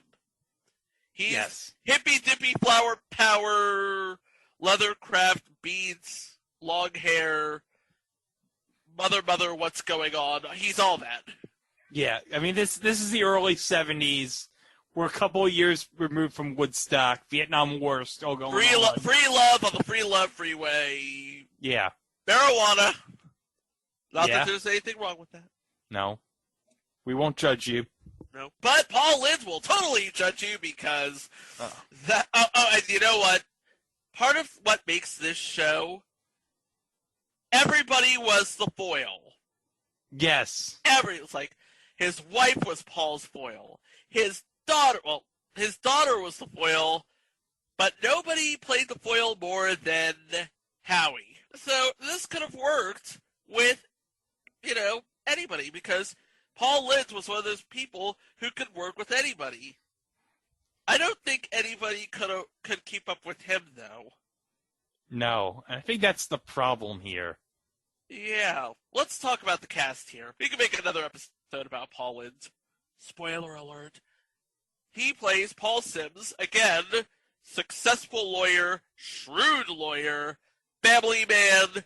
He's basically a family man and a lawyer and everybody's foil. Very conservative. Yeah. So imagine Paul Lynch playing against type in every single way possible. Oh, on this show, definitely. Yeah. His wife, Martha, played by Elizabeth Allen, who you would know in shows like The Jackie Gleason Show, CPO Sharky. Oh, feature installment CPO Sharky. Mm-hmm. And Another World and Texas, she was in one of my favorite episodes of The Twilight Zone, The After Hours, where she was playing against Dan Francis, saying, "Well, it's like, yes, you are a mannequin, but you can only be a human for a week." Oh well, that's not so bad. She's a human for a week. Yeah, Paul Lynch's eldest daughter, Barbara, was played by Jane Actman, who I really don't remember from anything. What was she in? I don't know. Oh, she was in. Oh, sorry, I should say the late Jane Actman. Yes, because she died a couple years ago exactly 2 years ago on this October 30th at the age of 69. But she played Bonnie Murphy on Wonder Woman for 2 episodes. Actually, she played two people, 2 different episodes on Wonder Woman. And she was also in the future installment 3 for the Road. I don't know what 3 for the Road is. I don't know either, but it has Alex Rocco, Vince Van Patten, and Leif Garrett in it, so I figured... Alex Rocco, Vince Van Patten, and Leif Garrett. Oh, yeah, we're definitely going to talk about that. Oh, yeah, that's one for 2021, by the way. 3 for the Road is one for 2021. And playing the role of Howie is John Calvin, who was on future installment Tales of the Gold Monkey. What's Tales of the Gold Monkey? Is that based on the LucasArts game? Isn't there a LucasArts game called Tales of the Gold Monkey? There was not a LucasArts game called Tales of the Gold Monkey. Okay. And he was also in a TV movie adaptation of Boris and Natasha. Who was he playing in that? Harv.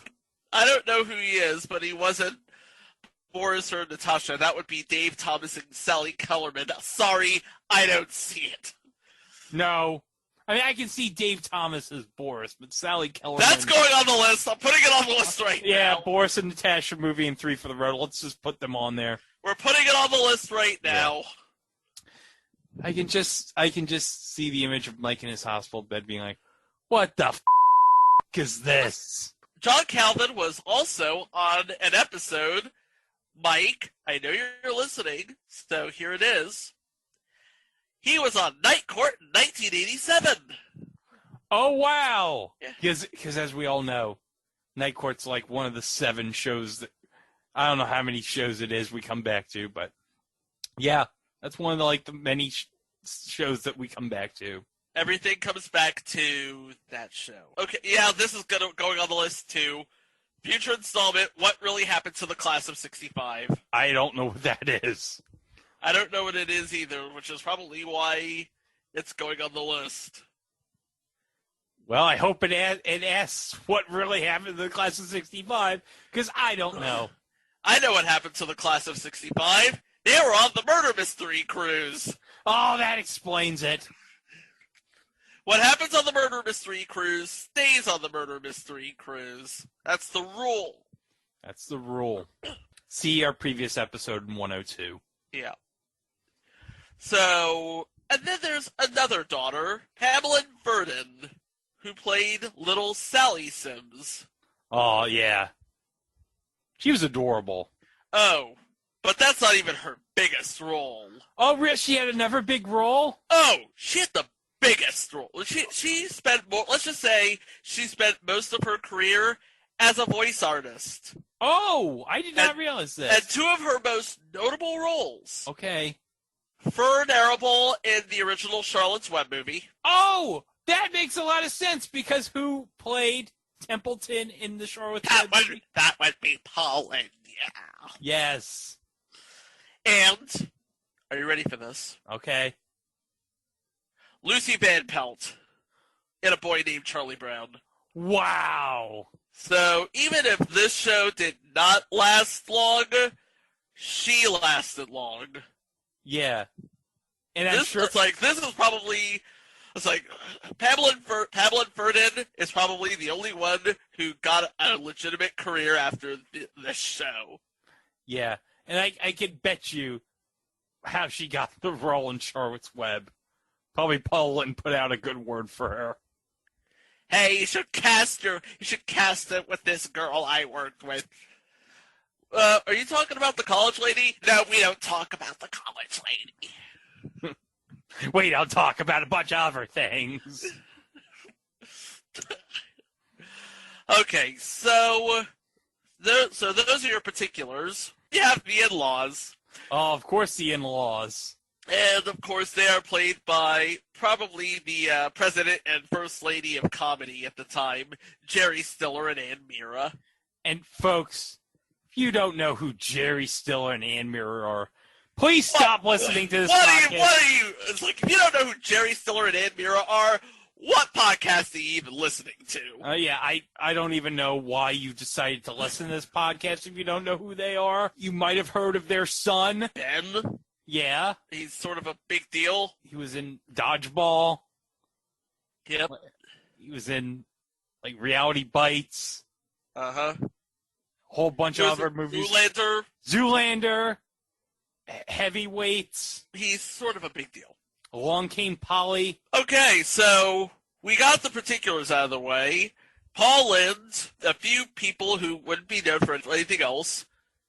The voice actor behind Fern in the original Charlotte's Web, by the way, still cry at the ending. And the first couple, and the royal couple of comedy. How can you possibly top that? I have an episode guide, Greg! Oh, nice! This is going to be fantastic. Oh, God. We got 26 episodes. Fasten your seatbelts, kids. It's about to get real. Oh, yeah. Episode 1, Howie comes home to roost. Paul's daughter returns home from college with her unemployed husband, Howie, for whom Paul tries to find a position. Yeah, this would be where we find out everybody's lot in life. Yep. Paul Lynde as the lawyer, husband, father, suburbia, the put-upon wife, and, of course, the 2.3 kids, because this is America. Yeah. Oh, but the best part of this episode is there's the subplot where Paul has to go investigate a theater that is showing dirty movies. Ooh. You don't want to see. No, you don't want no dirty movies in suburban America in 1972. You don't want none of that. Yeah, because unless you happen to be watching said dirty movies, but that's another episode. Yes.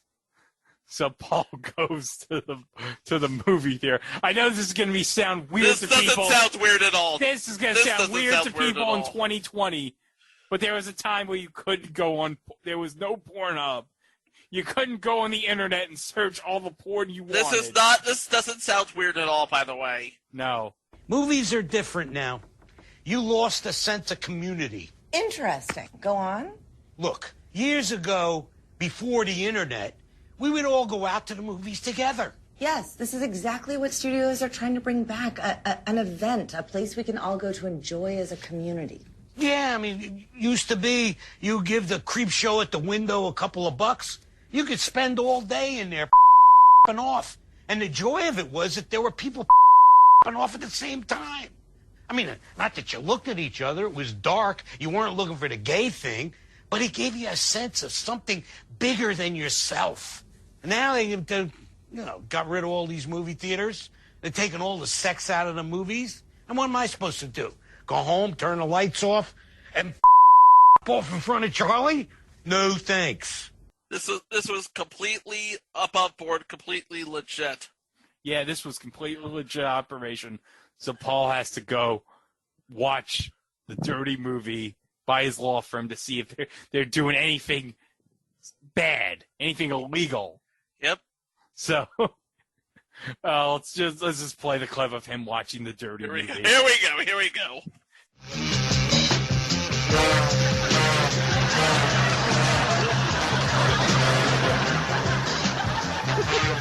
Oh my goodness.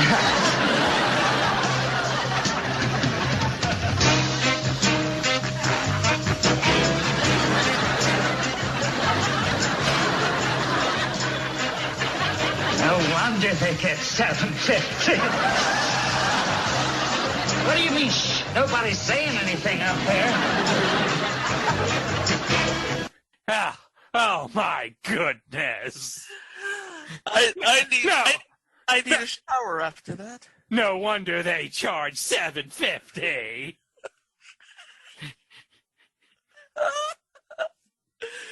This was peak Paul Lynde, ladies and gentlemen. No wonder they charge $7.50. This is Paul Lynde. This is the Paul Lynde y'all know and love, by the way. Oh, the facials he gives. You don't even have to, like... Yeah, it's like, Paul Lynch is the kind of actor... He was the kind of actor... You would know what was on his mind if he said it. You would know what was on his mind if he didn't say it. Yeah. It was brilliant. It was absolutely brilliant. And you know what else was brilliant? The guest list. I don't know who Hope Summers is. I do know who Dick Van Patten is. Yes, because Dick Van Patten plays the person that's showing the dirty movies in the theater. Dick Van Patten? But he was America's father in the 70s. Sort of. But with some good words from Howie, Dick Van Patten's like, you know what? I'm going to stop showing dirty movies here in this theater. I'm going to show some clean, wholesome entertainment because Howie has taught me the way. Yeah, do we know he actually stopped showing those dirty movies? Oh, it was in like a headline in Variety. Oh, okay. All right, episode 2, Whiz Kid Sizzles as Quiz Fizzles.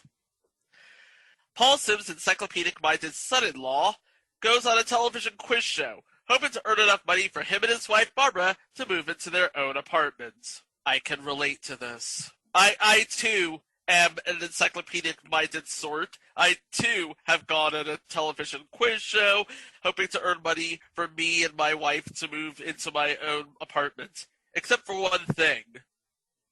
Still not married. Still not married. Call me. Anyway.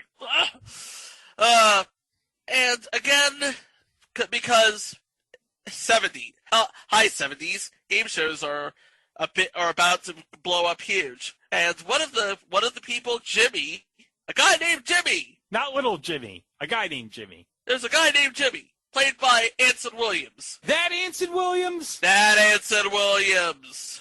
And then there's a guy named Bill, played by Jonathan Daly, a guy named Herb, played by J.J. McNish, and the host of the quiz show, Roy Rowan. Who that guy be? I have no idea. Nobody knows who Roy Rowan is. Okay. So he's in that Ann Risley category. Well, actually, he was during the 70s. He was a perennial that guy from That Thing. But back in the day, he was the narrator for the CBS radio. Ooh. Yeah, he announced all the openings of I Love Lucy, Lucy's show, and Here's Lucy. So he was more known for voiceover work than he was for actual acting. He was a disembodied voice. Listen, when we were recording this episode on a Friday, we didn't realize that Antenna TV, like 2 days later, was going to air the episode. Yeah. And I'll tell you right now, Greg did all the heavy lifting on this because it seems like my local station, which had Antenna TV, dumped it out in favor of, I don't know, something else. It doesn't really matter. Doesn't really matter. Okay, we've already said the plot, how he goes on a game show. Yep. And Anson Williams is on the episode. Contrary to what I said on Friday, Anson Williams as Jimmy, he's just a friend of Sally's. Because Sally was going to go over to his house and study.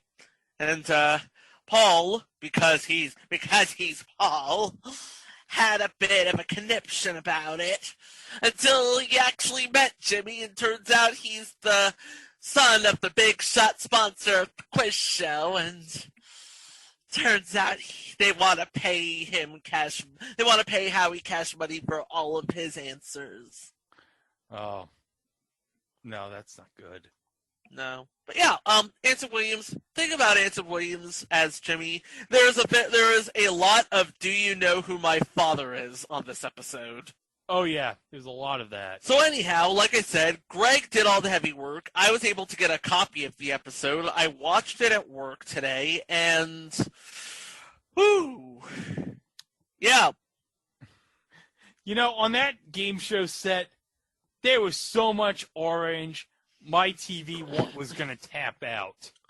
There was, I haven't seen a set that orange since Match Game. And this was the 70s, mind you, so. And this would have been like a year before the 73 version of Match Game, because it hadn't premiered yet. Nope, it hadn't premiered yet. If you remember CBS back in the day, their sets for their game shows were very brown.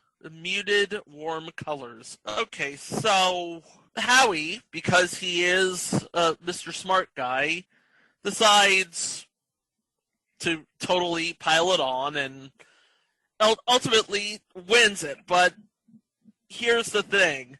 This is where Howie's sort of conscience to a fault comes in, because one of the answers that was given by his opponent, technically a correct answer, and Howie just would not let it go. Howie, that is absolutely right for $1,000, plus another $1,000 for becoming our new champion.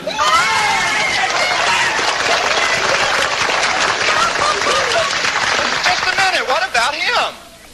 Gentlemen, may we have a ruling, please? Our judges panel has declared you the winner. But that's not fair. Bill's answer was right, I tell you. You've won $4,000, Howie. Not bad for a start. I'm sorry. I can't accept the money under these circumstances. He's gone bananas. You loony! Loony! Now let me get the loony!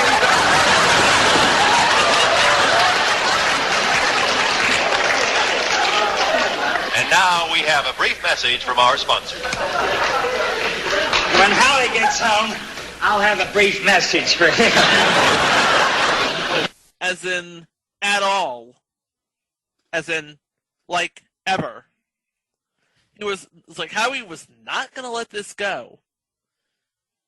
He was going to bring this up at every chance he got.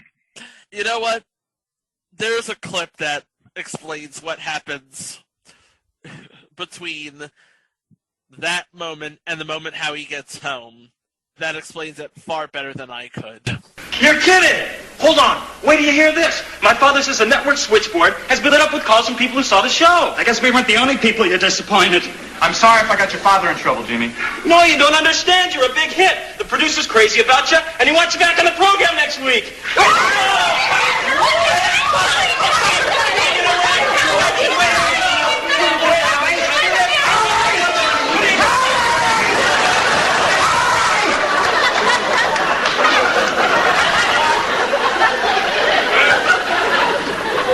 Howie, I'm proud of you.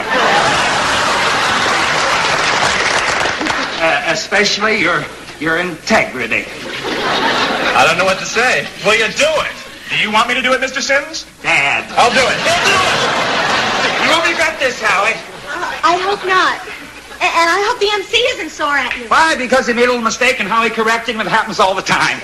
Didn't you tell them? I didn't think it was important. Tell us what? Well, the MC accused me of sabotaging the program, and he called me a jerk. Oh, really?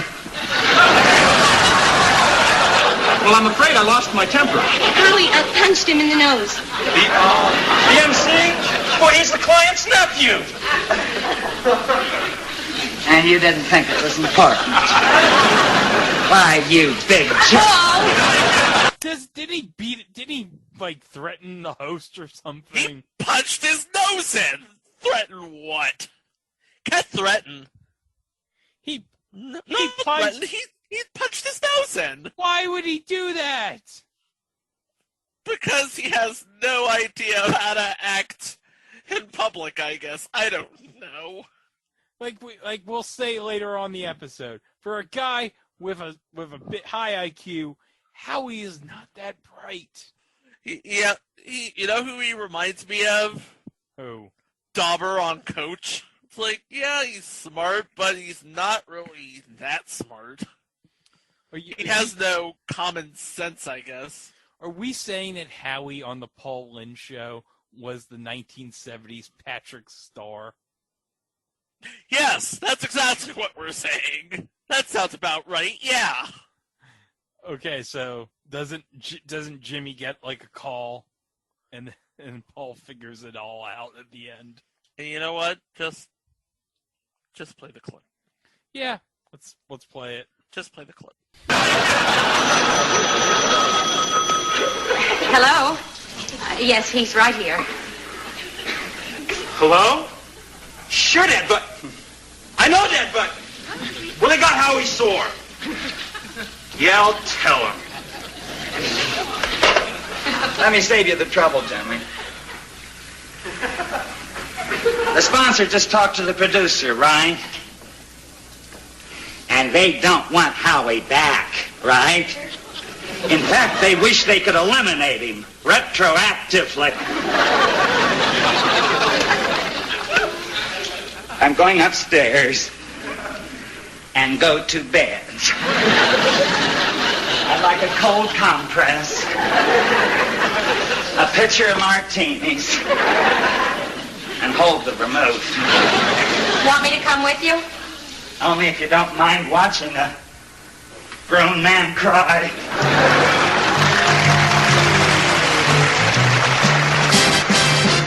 And yeah, no, sponsors like, no, we're not having this guy on the show again. In fact, if we could, we'd retroactively uninvite him. And Paul just goes back to his room. Have himself a drink. Yeah. Have himself a martini without the vermouth, if I'm quoting him.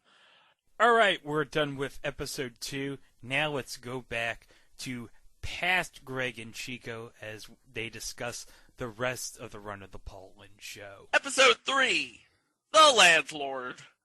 Paul tries to reconcile Howie's estranged parents, hoping they'll invite Howie and Barbara to live with them. Spoiler, it doesn't work well.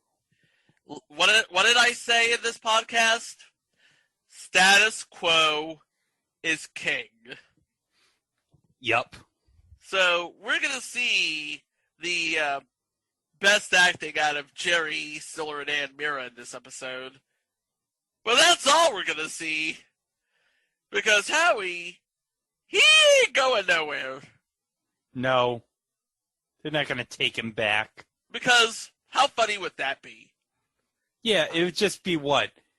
Like Paul and his wife and his youngest daughter. Which has not even developed into a full-fledged character. Are we... Is this going to be put on a bus? Are we about to cutting him this lady? Episode 4. Giggling like a little girl at this. Episode 4. No nudes is good nudes. So apparently they didn't stop showing the naughty pictures. No, I'm kidding. Paul determined to close down a nude stage production despite opposition from his boss and the mayor, is embarrassed to learn his son-in-law has accepted a role in the show. Oh, no! This is Howie we're talking about, and this is Howie's lot. Howie's lot in life is the slacker hippie, and nothing says free love but then giving your all to a performance. Hey, you know what? Howie's a progressive guy. I'm not going to judge him. There you go. Well, you judge him after episode 5? Oh, yeah, to commune or not to commune. After Paul and Howie have several confrontations, Howie and Barbara move to a commune where they will supposedly be no hang-ups about private property. AKA, welcome to the commune, you gotta share up. Okay, but we got a guest star alert here in episode 5. I see it. Yes, and this is probably I think you could say out of all these the biggest. He wasn't well known yet. That wouldn't come until like a couple of years after this. Couple decades at least. Yeah, I think you can say that this person is probably one of the all-time. I guess you can say at this point she's probably like one of the all-time legends in Hollywood, and also one of the smartest people in Hollywood. Lady by the name of Jodie Foster. Yes, she plays one of the kids in the hippie commune. So she would be a hiplet.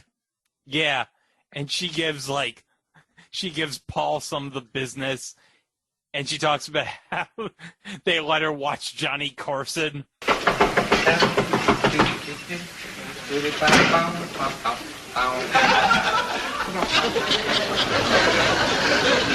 Our Howie and Barbara Dickerson here. Are you the fuzz? No, I'm not the fuzz. I'm not supposed to let the fuzz in. I'm Barbara's father. I'm not supposed to let them in either. Let me talk to your mother.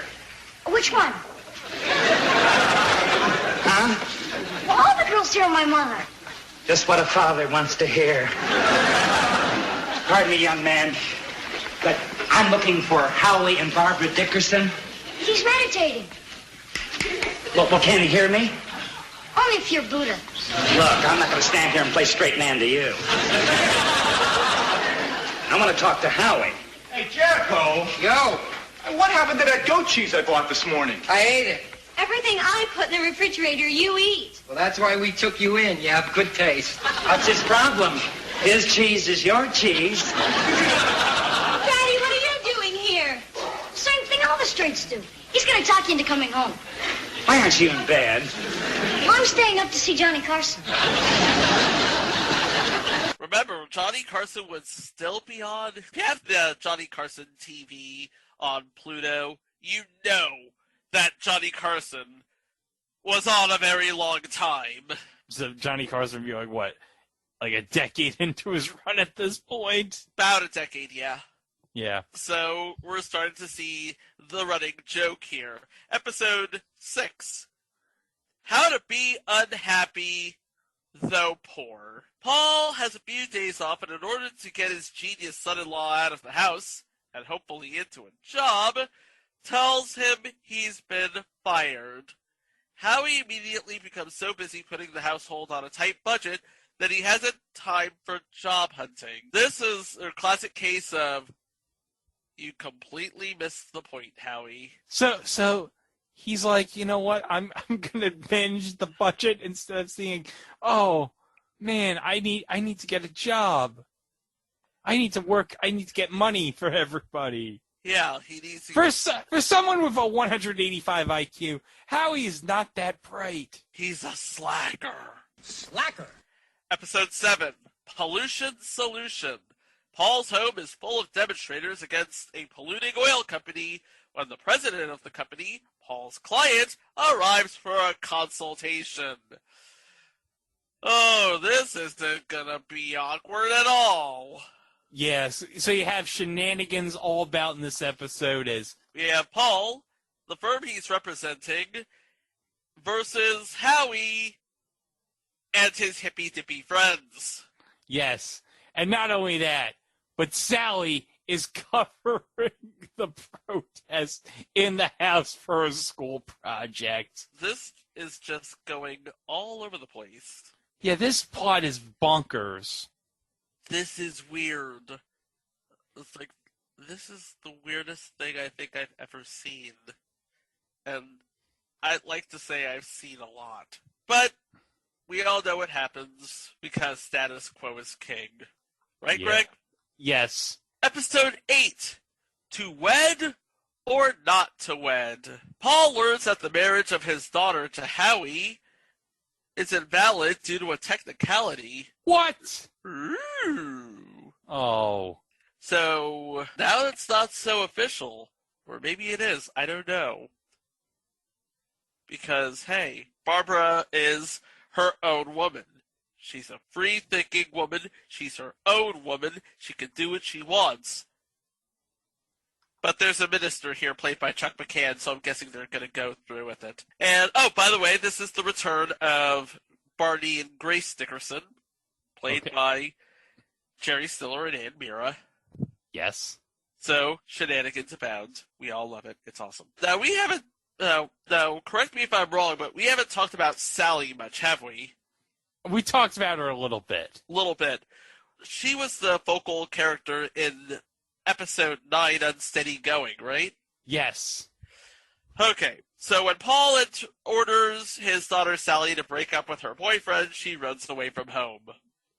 Oh. Cue Howie trying to steer her back home. This is what he does. He does this sort of thing. Well, to give Howie credit, he's very helpful. He is quite helpful. Yeah, if you ever see the original play, this is what he does. This is sort of his thing. He gets into... It's like Emma. Only Emma is tall and a dude. He was very tall. You know what he reminded me of? Who? Bill Fagerbach from Coach and SpongeBob. You can tell we recorded this from 2 days earlier, considering We referenced that again in the segment on episode 2. Oh, yeah. And also Marshall's dad. And also Marshall's dad. Oh, one of the saddest episodes ever on How I Met Your Mother. Oh, God, we're going to be covering that episode, aren't we? No, I don't want to do that. No, we're not going to cover that episode. Thankfully. That's just... I'm still not ready to talk about that episode. No. Anyway, episode 10. Ready to talk about this episode, though. Whose lib? Whose lib is it anyway?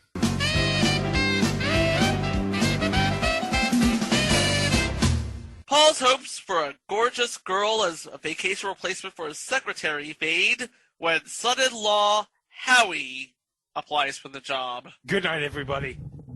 Mike, the sooner you get back, the better. By the way, Barbara Rhodes is sort of the, I guess Barbara Rhodes is the one that she's either the original secretary or the one that Paul is hoping to hire. Episode 11. Oh gosh, I have thoughts about this. Oh, I can't. I'm so excited to talk about this. Meet Aunt Charlotte. Paul invites a Japanese tycoon to dinner, but instead of talking business, the charming Oxford-educated man's attention is devoted to Paul's visiting sister, Charlotte, played by Charlotte Rae. Girls, girls, girls! Now, I love Charlotte Rae as much as anybody. I mean, I loved her in Facts of Life. I loved her in Different Strokes. I love her in the TV movie adaptation of The Worst Witch with Veruza Balk and Dame Diana Rigg. Oh, you know what I loved her in? What? Future installment, Thunder in Paradise. She was in that, though! She was in Thunder in Paradise with the Hulkster and Chris Lemon. We know who else was in this episode? Oh, tell me. God. Playing the role of the Japanese businessman. Oh, no! Named Tamura. No! Ray Walston. Was this like when Piper Laurie in the second season of Twin Peaks played a Japanese man? This was like Piper Laurie in second season Twin Peaks. Playing a Japanese man. You mean to tell me that Pat Morita was not available? Yeah, because Happy Days, as we said, isn't around yet. He's looking for work. You know what? He would have been happy for the work. Yes. Oh, my... Oh, God. There is absolutely nothing right with this casting. I'm sorry. You know what? I loved Ray Walston in My Favorite Martian. I love Ray Walston in Picket Fences. But there is absolutely nothing right with this casting. No. Like, what even are you... It was like, oh, babe, William Astor, what is you doing? No, William, no. Why would you do that? Why? Just why? Okay. Alright, dial it back. Episode 12. An Affair to Forget. A woman who left her husband shows up at the Sims home at 2 a.m. and asks Paul to handle her divorce. Playing said woman, I'm guessing, is Joanne Worley. Yes! We all love Joanne Worley on this podcast. Oh, Joanne Worley, she is the best. But you know who's making a guest spot, and he plays 3 different characters in 4 episodes. Who that guy be? Dick Wilson, who we discussed in a previous entry as Mr. Whipple. That's right, Mr. Whipple himself was on the show in 4 episodes playing 3 different characters. So in this episode, he's playing a character called The Patient. He's just the patient. Next episode, episode 13. Halfway through, kids. Martha's Last Hurrah. Aunt Charlotte returns. While Martha, campaigning for a women's lib candidate for the city council, asks a male passerby for a couple of dollars for a really great woman, and is arrested for soliciting. You know, in retrospect, I can see where they might have gotten that idea. Oh. That could have sounded so much better. That could have been put so much better in retrospect. Because a good-looking woman, Elizabeth Allen, ask for a couple dollars for a really good woman, you're not thinking about politics. No. Unless you're thinking about the politics of, hey. But guest starring in this episode as a character named Myron Campbell. Here we go. Bernie Capel. So Bernie would have been like fresh off Get Smart. Yes. And fresh off of Get Smart, a few years away from the Love Boat, you know. Yeah. And for more about Bernie Capel, go back to previous entry When Things Were Rotten. Here we go. Episode 14. Paul's Desperate Hour. Oh. I think Greg's ready for this. Oh, no. No. Howie and Barbara bring home a young black oh, God. Howie and Barbara bring home a young black boy whom they befriended after they tried to mug Barbara and Howie slicked him. Let's give Howie and Barbara credit. They forgave this man. They're like, you know what? We forgive you. Trying to change your ways. How about we invite you to dinner? It's Howie. It's Howie. It's Howie. But, you know, Paul's not going to be happy about this. By the way, James Watson Jr. as Leroy, the young man that, tried to muggle. Good thing his name wasn't Leroy Jenkins. Oh, Jesus. By the way, no way would that episode fly in 2020. Oh, no, not these days. Especially post-George Floyd. No, that would just be terrible. Absolutely terrible. Episode 15. No more Mr. Nice Guy. No more Mr. Clean. Paul's doctor advises him to avoid unnecessary excitement, so he makes a superhuman effort to be nice to his son-in-law, Howie. That's not going to work. We'll see. I can tell you right now, that never works. It's like, I'm trying to be, I don't need any excitement, so I'm trying to avoid excitement. Excitement will find you. Yes. It will. By the way, played the Doctor, Eugene Trupnick, and Joe and Luella Patterson, played by Joshua Shelley and Helen Page Camp. I don't know who they are, but that's good to know. Yeah. Well, Chica, there is one guest star in No More Mr. Nice Guy. Oh, who's that? Playing the role of Karen is Marcia Strassman. Hold up.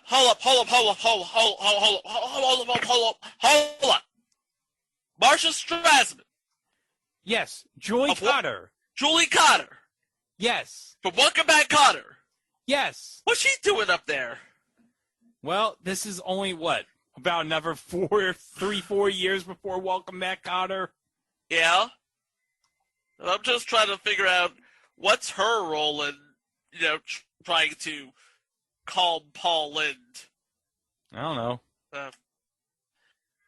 Next, episode 16, The Bear Facts. Oh. More nudes. Oh. Paul loses the nomination for the Bar Association presidency when Howie's nude portrait of Barbara is printed in the local newspaper. No. And the bar owner bites it. Oh. But you know who's in the bar? Who's in the bar? Our good friend Dick Wilson, Mr. Whipple. And, remember how we said that Dick Wilson liked playing, or was typecast as drunk people? Uh-huh. What did he play in this? He played Tipsy Man. That's not typecast at all. I don't know what you're talking about. Episode 17, Howie's Inheritance. When Howie turns down a $10,000 inheritance, Paul summons the young man's parents, then a psychiatrist, to help him change Howie's mind. So yeah, we get Jerry Stiller and Ann Mira back to try to convince Howie to change his mind. And Milt came in as Dr. Berger, the psychiatrist. Yeah. So Howie decides he's going to take the inheritance, but he's going to give the money away. Oh, because Howie. Yeah, Howie has standards. So he's going to give the money, he's going to use it to fund a nature preserve. But here's the best part, Chico. He names the nature preserve in Paul's name. That's so Howie. Oh, Howie. That's great, isn't it? The Paul It's like, Sims. how could you say no? How could you say no to that? The Paul Sims Nature Preserve. I mean, that's. Come on. It seems like everybody seems to love Howie, except for Paul. Yeah, I mean, he's doing all these nice things. Sometimes he might not be the brightest person for someone who's very smart, but he means well. Okay, next up, episode 18, P.S. I Loathe You. Oh, Paul writes a nasty letter to his boss, which then gets accidentally mailed. Because this wasn't the days of email where you could just write something and then you send it accidentally. No, you actually Paul had to take the time. He had to write a letter. Yeah, he wrote a letter to his senior law partner, didn't intend to send it. The dry cleaner sent it anyway. By the way, this episode, two things about this episode. One, hey, look, it's Dick Wilson. And two, the writers of the episode. Yeah. The writers of this episode would be Bob Carroll and Madeline Pugh Davis. Now, if you're a TV scholar, you know these were the two writers behind My Favorite Husband, a.k.a. I Love Lucy. Oh, yeah, didn't they write for future installment Life with Lucy? Yep. So this is comedy legends in terms of writing right here. Oh, yeah. I'll tell you, by the way, Life with Lucy will tell you exactly why that failed. Oh, yeah. And we just mentioned it. Uh-huh. But that's another episode. Oh, episode 19. I liked this one.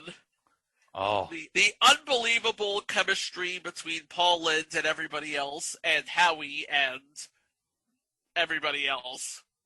The congressman's son. Paul loses a big job representing a congressional committee when Howie changes a congressman's son into a hippie. Oh. Yeah. No. Yep. I'll tell you right now, Gordon Jump and Paul Sorensen are Willie's new co-workers. Because remember, this began when Paul got Howie a job. Working for a congressman. Oh, that's good. And Congressman was played by Tom Bosley. I say, Brian, look. 3 rows down. What? Is that Tom Bosley? What would Tom Bosley be doing on a train in Switzerland? I'm almost certain. Tom! Did he look? I don't know. Well, if I yell, you have to watch. Tom Bosley! No, it's not him. Okay. Oh, hold on. There's another guest on this. Oh, wait. Did we already mentioned Gordon Jump? Yep. I was trying to put my finger on who that person is who kept punching Paul. Yeah, it was Gordon Jump. Yeah, because Paul knew. Stay the hell away from that bike shop. Episode 20. Out of Bounds. Apparently, insoluble complications ensue when Paul learns that his back fence is a foot inside his neighbor's property. Oh, yeah, and there's this funny part in the beginning where Paul's having trouble getting a lawnmower to start.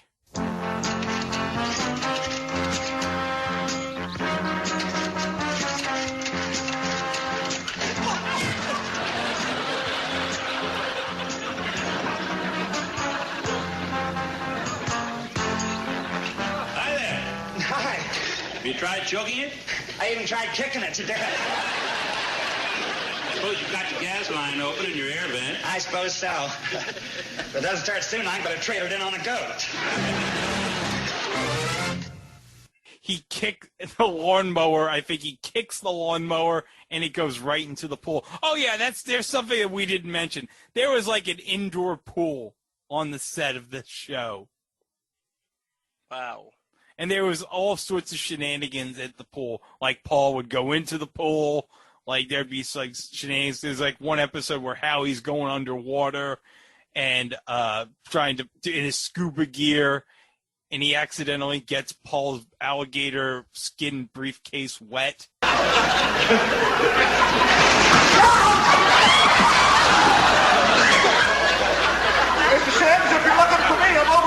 Thanks to you, my briefcase fell in the water again. I'll get it. Don't you dare touch it. Maybe I can fish it out with this.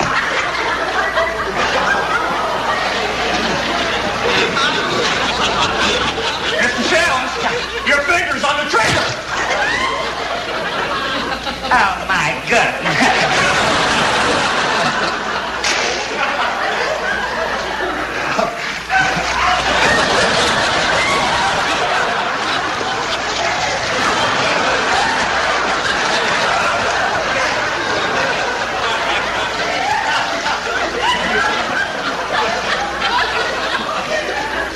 You got him right in the soft underbelly, Mr. Sims. My alligator briefcase. Stabbed to death. All sorts of wacky shenanigans in that pool. Yep. And we see the second appearance of Bernie Capel as Campbell. Oh, good. So there you go. Episode 21. Is this trip necessary? Every trip is necessary. Paul's mother-in-law causes his wife Martha to become jealous of his beautiful young law assistant. Of course, we have the mother-in-law played by Mabel Albertson, and the law assistant played by Elaine Giftis. Which, yeah, you totally get that. By the way, the mother-in-law story continues to the next episode. Oh, this isn't a timely title at all. Yeah, this whole series is pretty much dated. Yeah. Okay. Everything you've wanted to know about your mother-in-law but were afraid to ask. Paul gets bar-side advice from a psychiatrist on how to handle his mother-in-law. Psychiatrist, played by Alan Hale Jr. Skipper! Yay!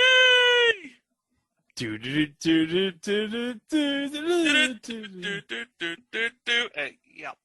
Do we see Dick Wilson at the other end of the bar? Well, do we? I don't know, but he's playing the character of George again. So he was probably at the bar. Probably. Getting drunk. George the Tipsy Man.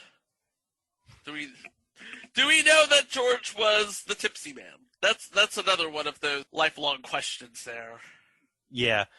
I mean, we could have just watched the entire series on antenna TV to prepare, but no, we didn't. Sorry. Episode 23. Back Talk. With deceit and cutting fail, Paul sees no way out of taking his wife to the annual charity dance. Again, check out the guest stars. Dick Van Patten returns as Dr. Willis. Wait, no. No, he's playing a different character. Playing a different character. Yeah. Maybe he's related to the guy that was running the porno theater in the first episode. Who knows? Maybe. We also see Herbert Anderson, late of Dennis the Menace, and more than a handful of episodes of The Brady Bunch. Yes, Herbert Anderson was on The Brady Bunch. Look it up. Really? Look it up. I did not know that. And Victor Sen Young. How come you didn't get him to play the Japanese guy? Just a thought. Episode 24. Barbara goes home to mother. Hey, look, it's Barney and Grace again. Yay! Barbara leaves Howie after a fight, but Paul's joy about a split is dampened when going home for her means moving across the hall and forcing him to sleep on the couch. This is how youngins handled business in the 70s. So, of course, we have to, because status quo is king, they eventually have to reconcile, right? Yeah, they gotta reconcile before the end of this episode. We gotta get the Reds involved. Hi, Jerry Stiller and Ann Mira. Episode 25, Togetherness. Paul's attempts to have a family day becomes a disaster instead of his hoped-for plot to promote togetherness. Yeah, well, this isn't gonna end well. No, it never does. Oh, speaking of not ending well, oh boy. In the final episode, Springtime for Paul. Oh. Judging by the title alone, I can tell you this is not going to end well. Paul becomes the victim of a college girl's crush when he helps out with a school paper. Wait a second. Say that plot again. Paul becomes the victim of a college girl's crush when he helps her out with a school paper. A schoolgirl. A schoolgirl. A schoolgirl. A schoolgirl. Of 18 years old. Of 18 years old, at least. At least 18 years old. At least 18-year-old schoolgirl. Is attracted to Paul Lind, who is married with 2 children. That is the truth fact. That is so... I don't even know how to describe it. Sounds like Vladimir Nabokov may have written that, actually. He wrote Lolita. An interesting guest list here. Roger Carmel and Marianne Gibson play Mr. and Mrs. Cunningham. Christopher Norris plays Julie, but playing Freddy is a guy by the name of Frank Welker. Oh! And if you don't know who Frank Welker is, what podcast are you even listening to? Yes. Oh, a man of many voices, Frank Welker. Uh-oh. So looking back at all these episodes, you can't help but think that there's a definite shift from Howie being the focal point to Paul being the focal point.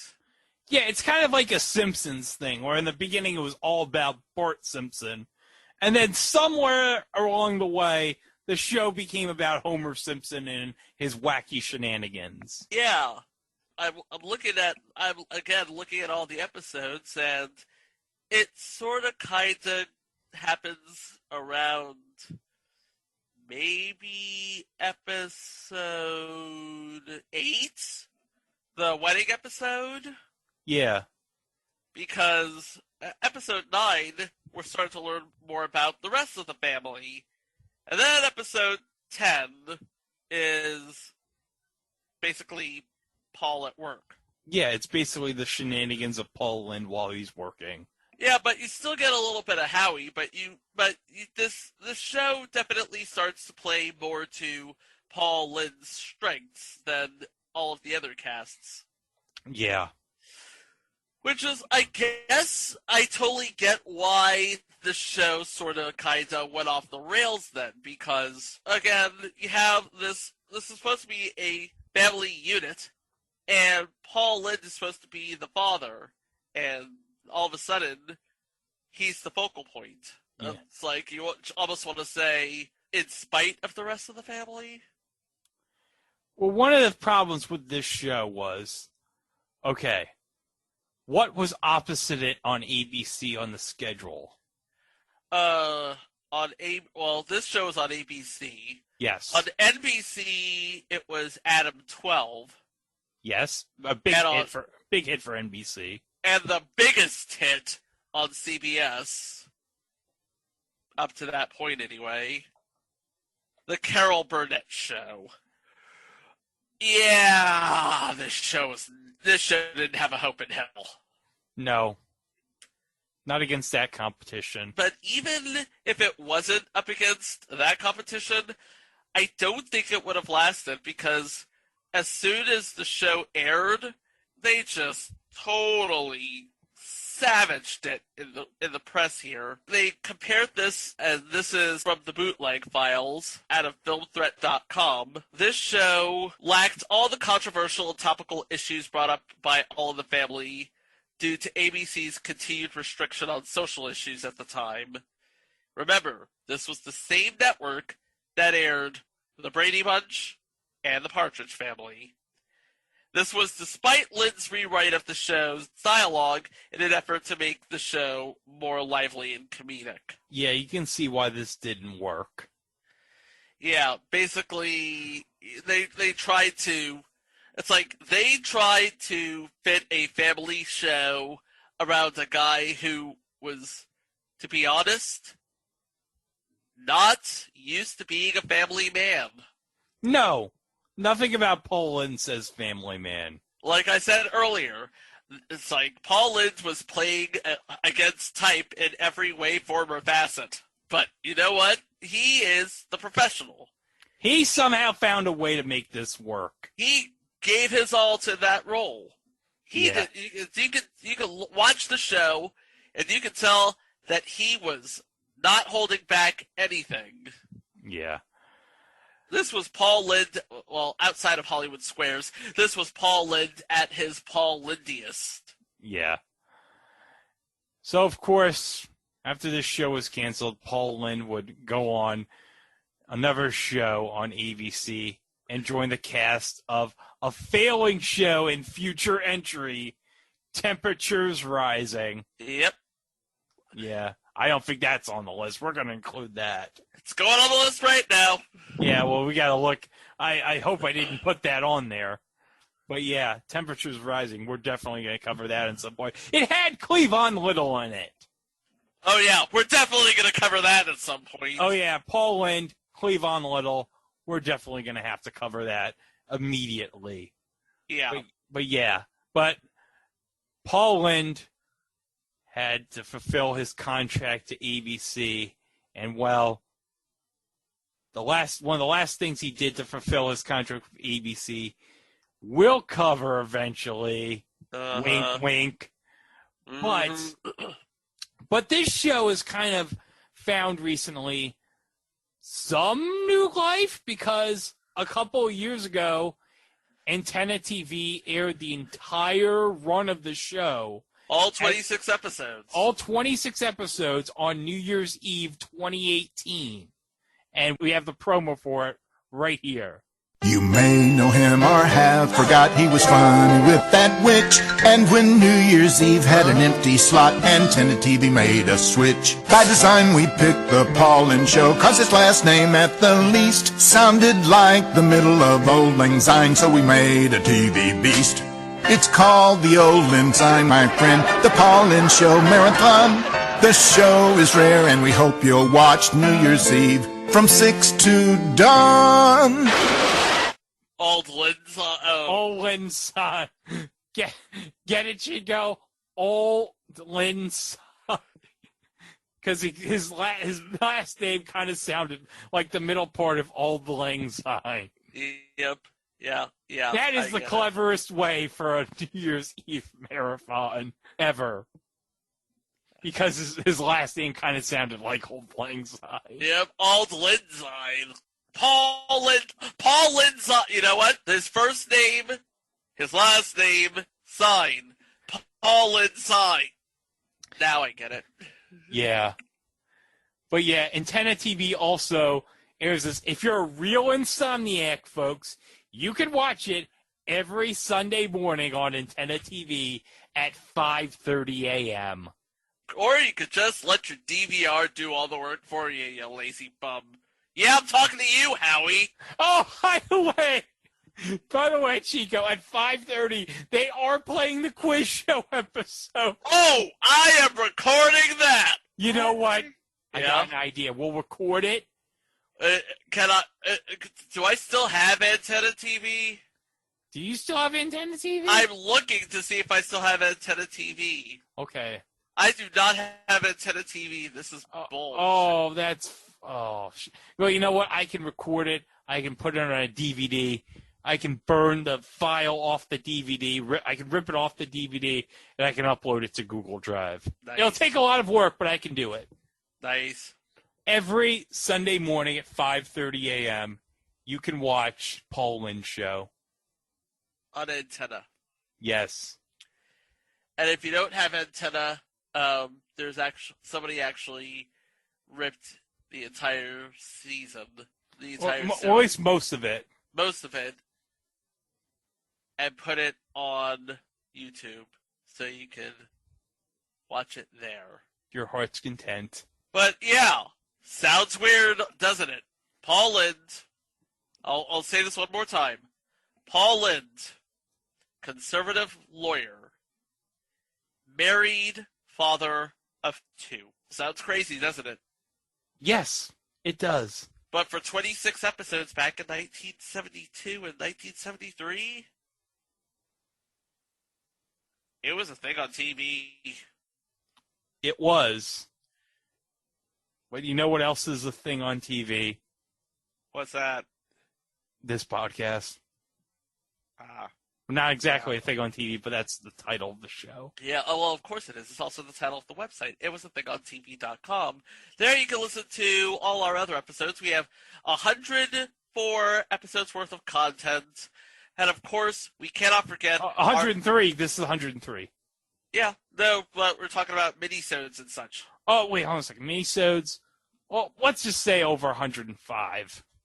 We have, and Yeah, we have a lot of content for you to listen to at itwasathingontv.com. Of course, there you can find out about the show, about us, follow all of our social feeds, and remember, you can also find us at wherever fine podcasts can be streamed. Don't forget, like, subscribe, rate, review. 5 stars only. We are desperate for your approval. Yeah, come on. Go to Apple. Just leave a 5. You could write something. Just write something about us. It could be like 2 paragraphs. It could be like, I don't know. I want you guys to review I Had 3 Wives. I don't know. Yeah. And also, of course, we cannot forget our good friends at Place to Be Nation Pop, who get all of the drops that we do every Wednesday. Yes, every Wednesday. With additional supplemental bonus, if you will, material. Yeah, sometimes. Sometimes you'll get a bonus thing that you didn't get in the regular episode. So that's a reason why you should listen on the Place to Be Nation Pop feed, because you never know. You never know when we'll have that extra bonus thing that we'll include. You never know this. It'll sneak up on you like a Randy Orton or KO. Oh, yeah. So that'll do it for this week, but next week we've got a couple more good things on TV, like, well, we've been sort of wink, wink, nudge, nudge. You know what I'm saying? Let's just say this episode that you just listened to is part 1. Yes, it's the lead into another thing that I teased. You teased it. Yes. And we're going to cover it. Yes. And we are also going to cover, Greg, what else are we going to cover? We're going to cover something that's very timely for this time of month. Oh, yes. Yeah, we already covered one episode this month about baseball. But you know what? We decided, you know what? You need more baseball? We need more. Más baseball? We need more We need more sitcoms that have a baseball episode. Baseball bueno. America be very, very good to me. Thank you, Chico Escuela. But we found one, and it's a doozy. You're going to want to tune in for that. So until then, this has been my good friend Greg Dieter. I've been Chico Alexander, and we'll see you next week with another thing on TV. Wow! $7.50? For what? For everything. Here. What time does the movie start? Does it really matter? You may not believe this, but not too long ago, I saw Snow White here. What a coincidence. Just next week we're showing Snow White makes out with the 7 cycle freaks. Shame on you. To think you're probably someone's grandmother.